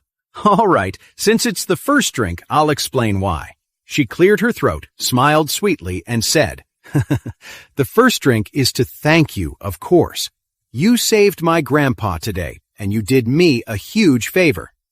Charlie nodded and smiled. Okay, I can drink to that. After saying that, he raised his glass, clinked it against Warnia's, and drank it all in one go. Warnia boldly finished her glass too, then asked Charlie with a smile, "So, Mr. Charlie, what's the reason for the second glass?" "Okay," Charlie smiled and said, "This second glass is to fate. They say that in this big world, people only meet because of destiny. I think we were meant to meet, so this one is a toast to fate." "Okay," Warnia said with a smile, "to fate." Right after the third glass, Warnia's cheeks were flushed. She said, "This glass is to your incredible talent, Mr. Wade. After seeing your ability to heal people today, I'm more certain than ever that what happened in Oris Hill with the lightning, that wasn't an accident. Mr. Charlie, would you like to tell me about it?" Charlie smiled casually, his expression unreadable. Was it an accident? Only God knows for sure. As for regular people like us, all I can say is that some things are best left a mystery. Warnia nodded and smiled, her gaze fixed on Charlie's captivating eyes. "Well, to not revealing secrets then," she said seriously. "Let's have a drink." "Deal." After a few glasses of wine, Warnia's vision started to get a little blurry. Even though she could usually hold her liquor, drinking several glasses of red wine so quickly was starting to get to her. Now it was her turn to make a toast and give a reason for drinking. Warnia looked at Charlie, her eyes wide and a little drunk, and said softly, "You know, Mr. Charlie, I've recently realized something about you. You're a pretty good guy." "A good guy?" Charlie chuckled, curious. "What do you mean by that?" "In a lot of ways," Warnia said seriously, "you're more interesting than the people I usually hang out with. Most of them are always flattering me, fawning over me, or trying to get something from me. Let's just say not many of them have good intentions." "Oh?" Charlie asked, intrigued. "And you don't think I have any intentions toward you?" Warnia nodded. "I think you seem a little above it all," Charlie asked curiously. "Above it all? What do you mean?" Warnia said seriously, "Mr. Charlie, you might not look like much on the surface, but you're actually incredibly skilled. You're capable, but not arrogant. You stay in the background, but if someone pushes you too far, you don't hesitate to fight back. You're decisive, and you don't give your opponents any chance to recover. Those aren't qualities you find in ordinary people." Then Warnia added, "But more importantly, I don't get it. Why would someone with your abilities want to be a house husband for the Wilson family? The Wilsons are just an ordinary, middle-of-the-road family. You're like a great god. Why would you stay with them?" Charlie didn't answer her question. Instead, he asked her, "So if I weren't with the Wilson family, where do you think I should be? Or where do you think I would fit in?" Warnia said seriously, "I think you should marry into a top-tier family. For an expert like you, countless powerful families would be falling over themselves to have you marry their daughters." Charlie said with a smile, "What's the point of that? That kind of arrangement is just a business deal. There's no love involved. Would a girl from a powerful family really be willing to marry someone she doesn't like? Or would she just live her whole life under her family's thumb?" Warnia replied as if it were obvious, "Of course. Any powerful family is especially strict with the girls. For example, you have to go to a top elite prep school, not really to learn, but to learn high society etiquette. And until a certain age, the family strictly forbids us from even talking to the opposite sex. We're never allowed to fall in love on our own." "Really?" Charlie asked, surprised. "This is the 21st century. How can your big families be more stuck in an old-world hierarchy than people were in ancient times?" "It's not old-fashioned," Warnia said earnestly. "It's the law of survival for a powerful family." "Law of survival?" Charlie asked, curious. "What do you mean?" Warnia said seriously, "We have to cooperate, form alliances, and exchange resources with other families. That's why one of the most important mottos in the Smith family is that all direct family members must obey the family's decisions when it comes to marriage. We have to marry into other powerful families. Their family's influence could be greater than ours, but it couldn't be much less. Speaking of this, Warnia sighed and continued. If the family decides another family is a valuable partner, they'll find a way to arrange a marriage. They'll have the men of our family marry their women, or have our women marry into their family. All family members have to put the family's interests first and can't disobey any arrangements, especially when it comes to marriage. Charlie sighed and said, It seems like these powerful families have their own problems. The richer they are, the more they just want more money. As he spoke, Charlie also sighed to himself. It seemed that if he ever went back to the Wade family, they would try to control him in the exact same way. They would probably look down on the Wilson family and force him to divorce Claire. Then they'd try to set him up with some wealthy daughter from another powerful family. It seemed that going back to the Wade family was really not an option. Lost in thought, Charlie asked, By the way, I imagine you're at the age where you're expected to marry, Miss Smith. I wonder, has your family arranged a match for you yet? Warnia shook her head. It was in the works. First, they decided on my cousin Honor's marriage. His fiancée is the daughter of a family from up north that my grandfather picked out. When it was supposed to be my turn, my grandfather got seriously ill, so the whole thing was put on hold. But now that he's better, I guess he'll start planning my marriage soon. Charlie laughed when he heard that. It sounds like you don't want to be tied down by the Smith family, Miss Smith. Warnia nodded. I really don't, but there's nothing I can do about it. Why not? Charlie said sincerely. After a near-death experience like that, I'd think your grandpa would see things differently. Plus, you're the one who found me and saved his life. If he's truly grateful, and you asked him for your freedom, or at least the right to choose who you marry, I bet he'd say yes. Warnia smiled sadly and shook her head. That's impossible. Even if Grandpa loves me and wanted to agree, he wouldn't dare. Why not? Charlie asked, confused. Isn't your grandpa the head of the family? He controls everything in the Smith family, so what could he possibly be afraid of? Warnia said seriously. The Smith family has grown over many years, with lots of different branches. All these branches are held together by rules so that everyone follows the family code. If one person breaks the rules, others will want to do the same. If your children marry for love, then the children from other branches will want to as well. If that happens, the Smith family's power would take a huge hit. If everyone just did what they wanted, the Smith family could fall apart within a few decades. She continued, The Smith family has been a powerful force since the ancient era. We've survived this long mainly because everyone follows the family motto and never steps out of line. Even though the family is divided into many branches, we all keep an eye on each other. No one is allowed to do anything that could harm the Smith family's interests. Charlie sighed and said seriously, I always thought you were a very strong woman, Miss Smith. I didn't realize you were trapped, that everything you do is decided by other people. Exactly, Warnia sighed softly. There's no way to fight it. Shaking her head, Warnia picked up her glass. Mr. Charlie, let's not talk about such sad things. Come on, drink. I'll toast you again. Charlie smiled slightly, raised his glass, and said, This glass is to freedom. Warnia was taken aback for a moment. Freedom, she thought. What freedom do I have?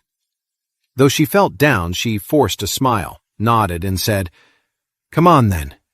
To freedom. After another glass of wine, Warnia was feeling the effects even more.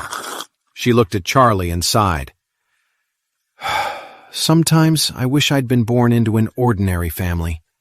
Life might have been a little harder, but I wouldn't have all these restrictions. Besides a high social standing and more money than I could ever spend, my family hasn't given me any real happiness. Charlie smiled. A lot of ordinary people would be jealous of you, though. Of rich people who never have to worry about money. Isn't there a saying that it's better to cry in a luxury car than to laugh on a bicycle? To you, an ordinary family seems precious, but to ordinary people, that ordinary life is exactly what they're trying to escape. Everyone's working their butts off. Isn't it all just to make money? Warnia looked at Charlie and said seriously, "But you're not trying to make money, Mr. Charlie. You don't seem to care about money at all, like that pill earlier. It's worth $10 million, and you could make as many as you want. $10 million, and you didn't want it. You were just going to give it away. Isn't that proof that you think money is just dirt?" Charlie smiled non-committally. He thought to himself, "It's easy for me to see money as worthless because I'm not lacking it. You didn't know me when I was broke. Back then, Aunt Lena was seriously sick. To pay for her medical bills, I had to beg Mrs. Wilson for money at her own birthday party. I figured that since she was always talking about her religion, she'd believe that saving a life is the greatest act of faith you can perform, a deed more important than any grand donation, and that maybe, just maybe, she'd lend me the money."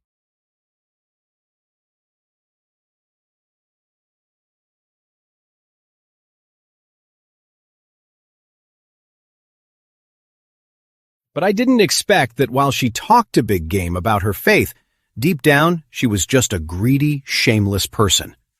Back then, if someone had offered me $1 million, I would have been willing to kneel for it.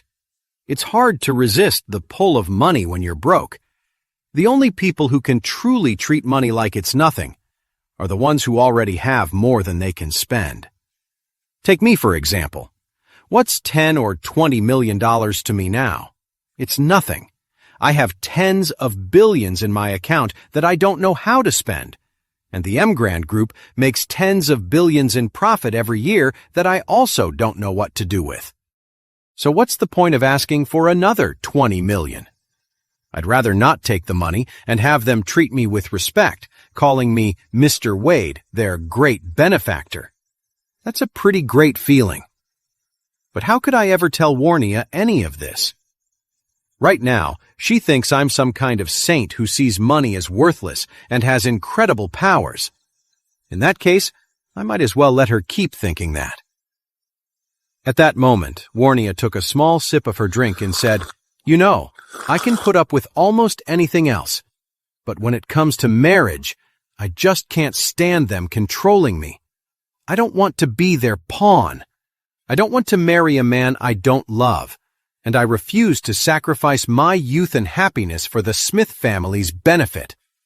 I don't want to make the same mistakes my mother did." Charlie asked, curious, "Your mother? Was her marriage arranged too?" "Yes," Warnia nodded. "My mother married my dad, and she was never happy. She was miserable for years and died young." Charlie remembered that Warnia had recently lost a historical artifact her mother had left her. According to Orville, her mother had been gone for more than 10 years. Warnia was only about 25 now. That meant her mother must have passed away when she was just 10 years old. In that case, her mom really was young when she died. Warnia took another sip of wine, fiddling with the glass in her hand. She said, apologetically, "I'm sorry for making you listen to me ramble on like this." Charlie quickly replied, "Don't say that. The fact that you chose to tell me all this shows you trust me." Warnia nodded slightly, wiping a tear from the corner of her eye. "By the way, thank you so much for everything today. You not only saved my grandpa, but you also listened to me complain. So thank you." Charlie smiled slightly. "You don't have to be so formal. We're friends, after all. When friends are too polite with each other, it just creates distance." "Yeah," Warnia nodded. It's getting late. How about I give you a ride home? Charlie waved his hand. You don't need to drive me home. Besides, you definitely shouldn't be driving after drinking. You should get a designated driver. Warnia nodded and said, Don't worry, the manager here can drive for me. I'll have her take you back first. That night, after Warnia dropped Charlie off at his home, she returned to the Smith family villa. Mr. Smith had ignored Charlie's advice to rest. Instead, he was sitting in the main hall, listening to Warnia's father and her uncles report on family matters. Seeing her return, Mr. Smith quickly waved his hand and said, Warnia, I've been waiting for you. Grandpa, Warnia called out respectfully. What did you need to see me about? Mr. Smith said, You're the one who invited Mr. Wade here. Tell me about him. I want to know every detail. Yes, Grandpa, Warnia said quickly. Mr. Wade and I met by chance at the antique gallery.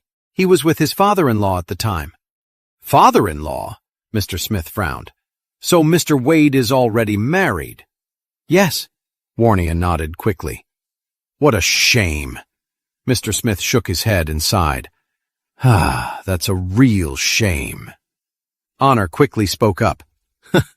Grandpa, don't worry. I've already looked into this Mr. Wade. It seems he's just a house husband for a small, unimportant family. A small family? Mr. Smith was even more confused. What kind of small family could land a son-in-law like him? Honor said with a smile, The Wilson family. You've probably never heard of them, Grandpa. I haven't, Mr. Smith frowned. Well, since it's just a small family, that shouldn't be a problem. We still have a chance. After he spoke, he looked at Warnia and said, Warnia, please continue. So Warnia continued. Back at the antique gallery, Mr. Wade's father-in-law accidentally knocked over one of our antique vases. But then, Mr. Wade fixed it, using some kind of lost artisan skills. He didn't just repair the vase, he actually doubled its value.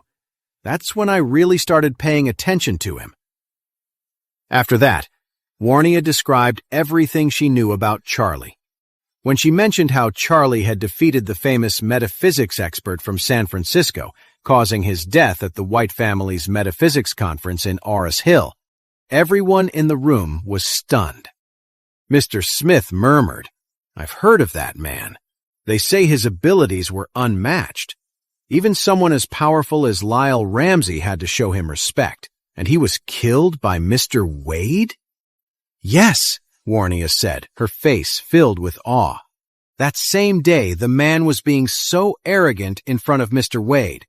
Mr. Wade just looked up at the sky and said the word thunder. Then, a clap of thunder erupted out of thin air and struck the imposter dead on the spot.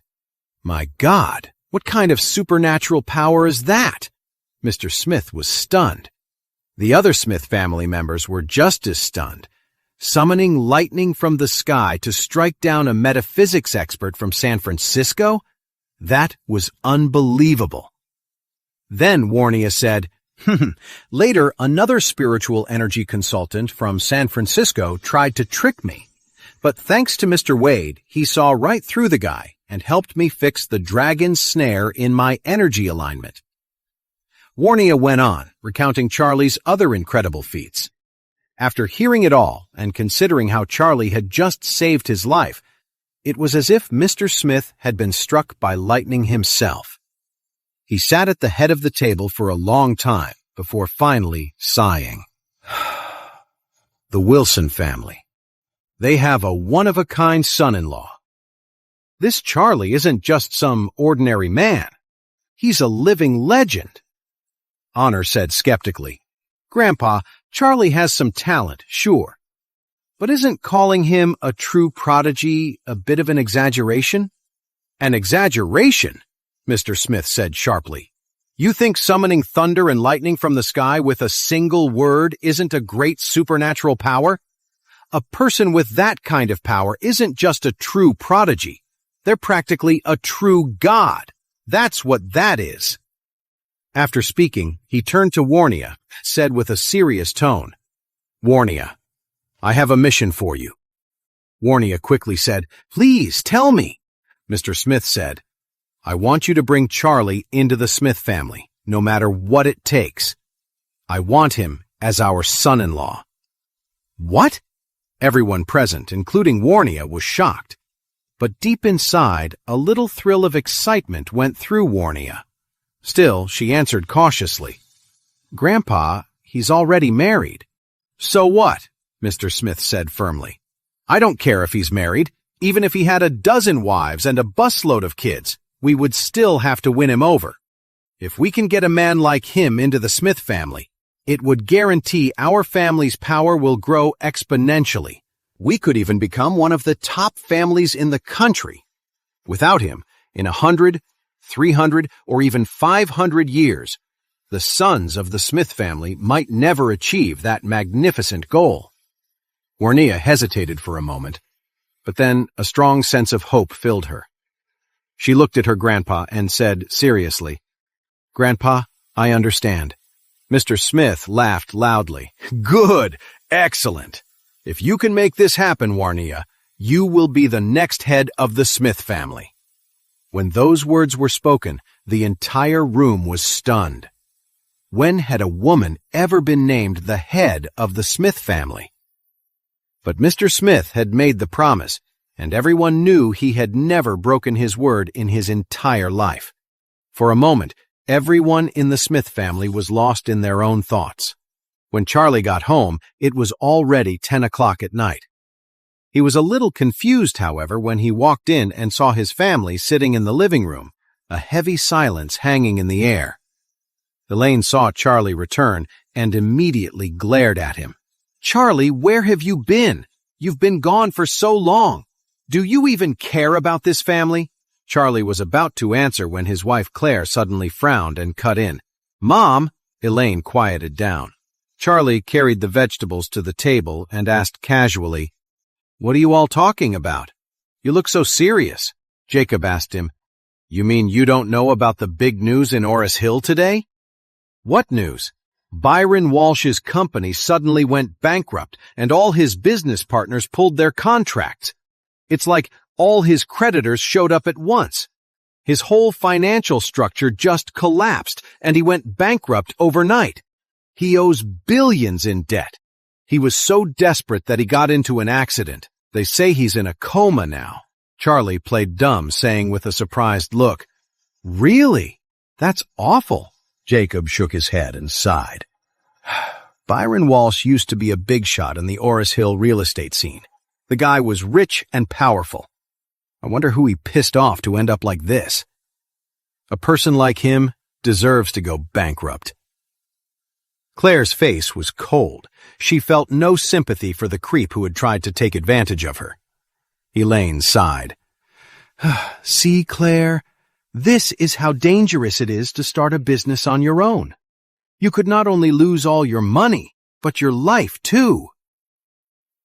After that, she looked at Claire and said firmly, "This is why you shouldn't be trying to start some studio. The risk is just too high. If you ask me, you should just go back to the Wilson Group. Your grandma promised you a director position, and you'll get $1 million annual salary if you go back. Isn't that so much better than trying to start your own business?"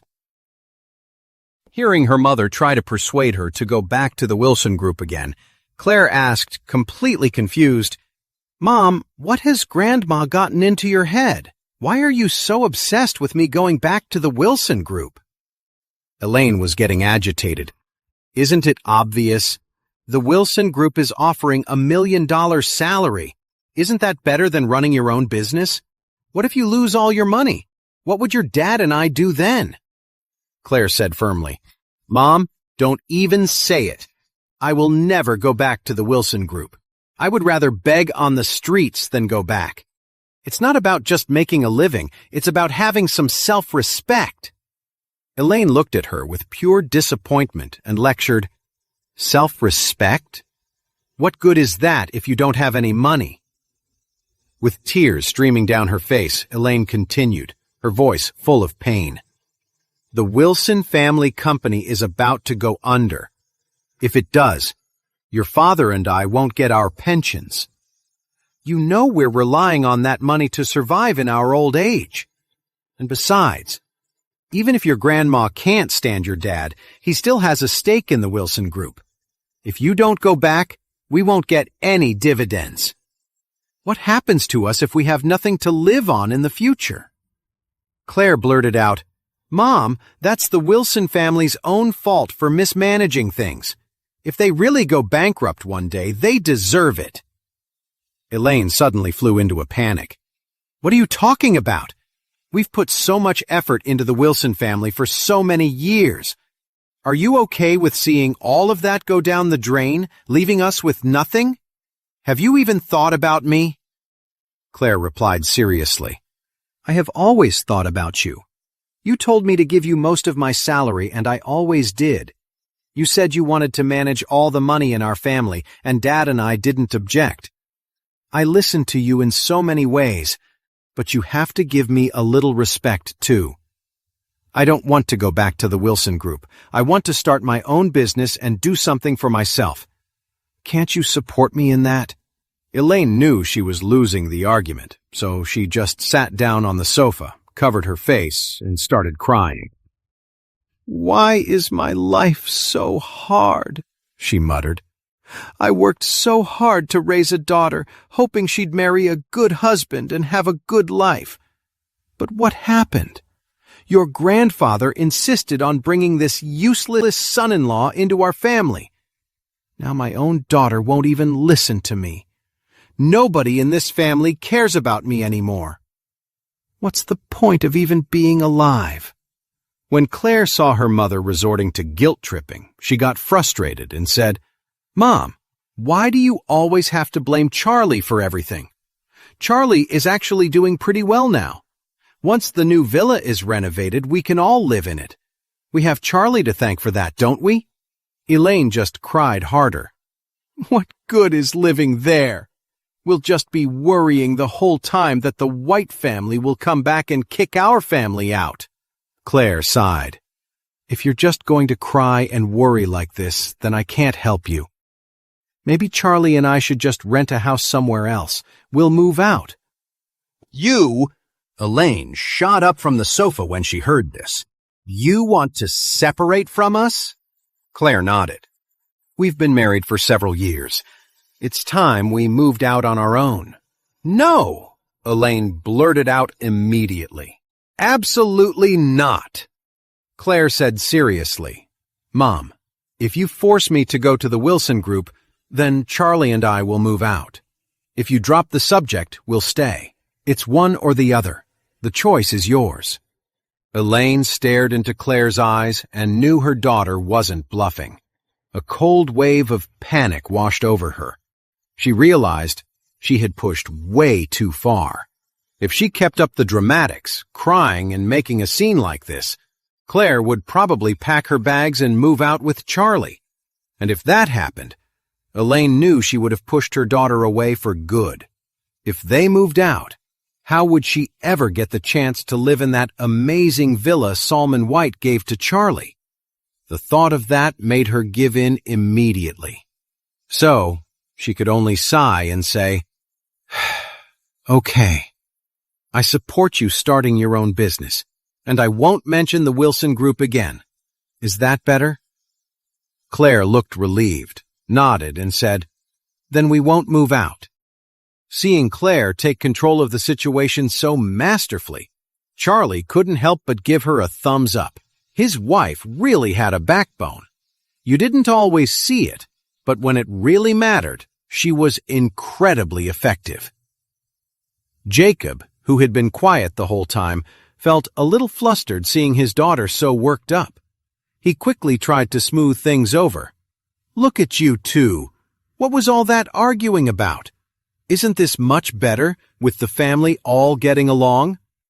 Elaine shot him a dirty look. I didn't hear a peep out of you a minute ago, and now you decide to talk? At least Charlie, for all his faults, managed to get us a villa to live in. What about you? All you do is play with your weird, junky trinkets all day. You're the most useless person in this family. Hey, Jacob said, getting defensive as his wife turned on him. Let me tell you something, Elaine. Don't look down on me. I'm doing big things now. Did you already forget when I sold those medicinal materials and made hundreds of thousands of dollars? Elaine scoffed. You're going to get yourself arrested for fraud one of these days. Don't expect me to spend a dime bailing you out. You witch, Jacob said angrily. Don't be so condescending, okay? I'm dealing in antiques. It takes skill. As he spoke, he rushed into the other room and came back out holding a pen holder. He said with a proud expression, Look, a real treasure I picked up today.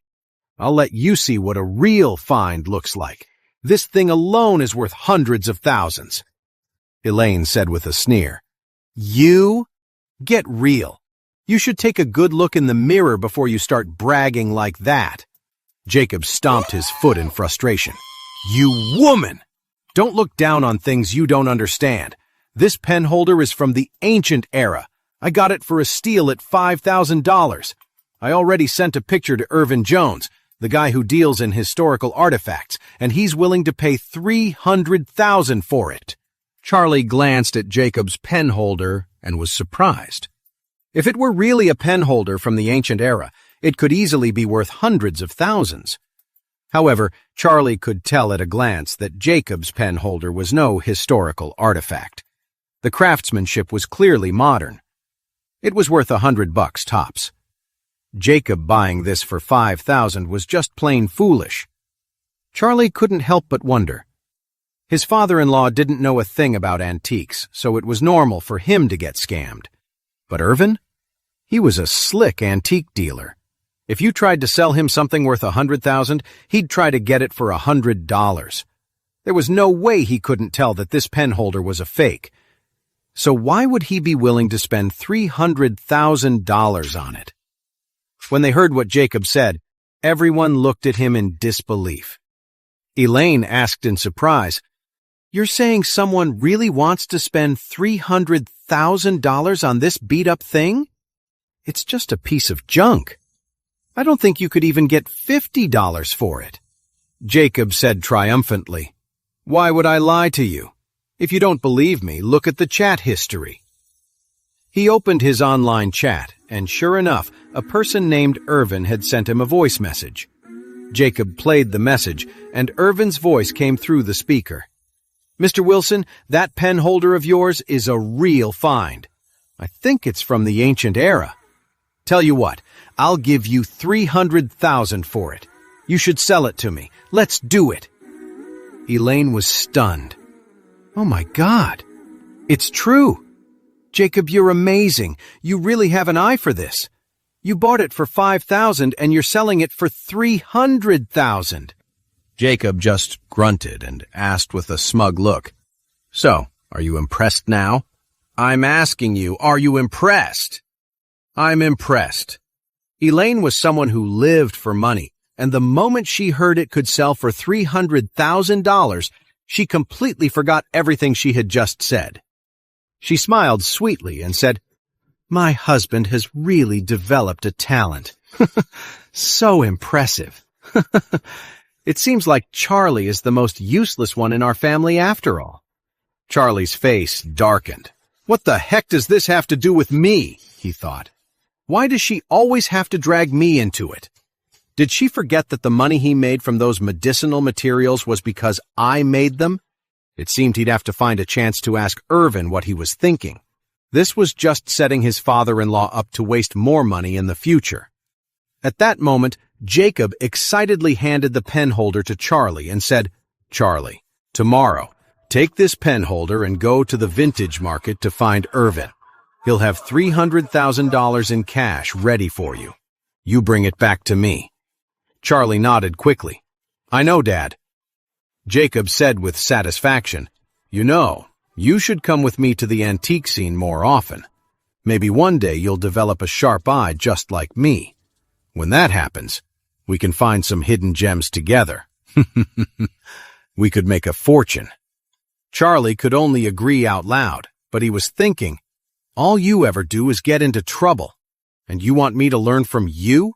Have you already forgotten about that time at the antique gallery when you smashed that vase? If I hadn't helped you fix it, you'd be in jail. Don't you have any memory at all?" But then Charlie reconsidered. His father-in-law was just a lovable old fool. He acted like a big shot all day, and it was useless to argue with him. It was better to just let him feel good about himself. Early the next morning, Jacob happily called Charlie. "Charlie, hurry up and take that pen holder to Irvin Jones. He has the cash ready." Charlie nodded and asked, "Dad, aren't you going?" Jacob said, "I have to go to the art guild this morning. They invited me to a meeting and asked me to join. Once I'm a member, there are all sorts of members-only auctions for classical paintings and a lot of hidden gems to be found." Charlie said helplessly, "All right, I'll go to the vintage market and find Irvin." With Jacob's instructions, Charlie was about to head to the vintage market to find Irvin. Claire happened to have the day off and was getting bored with nothing to do. "Charlie, mind if I come with you?" she asked. Charlie nodded. "Sure, perfect timing. You can drive." Claire shook her head. "You go ahead. I don't really feel like driving.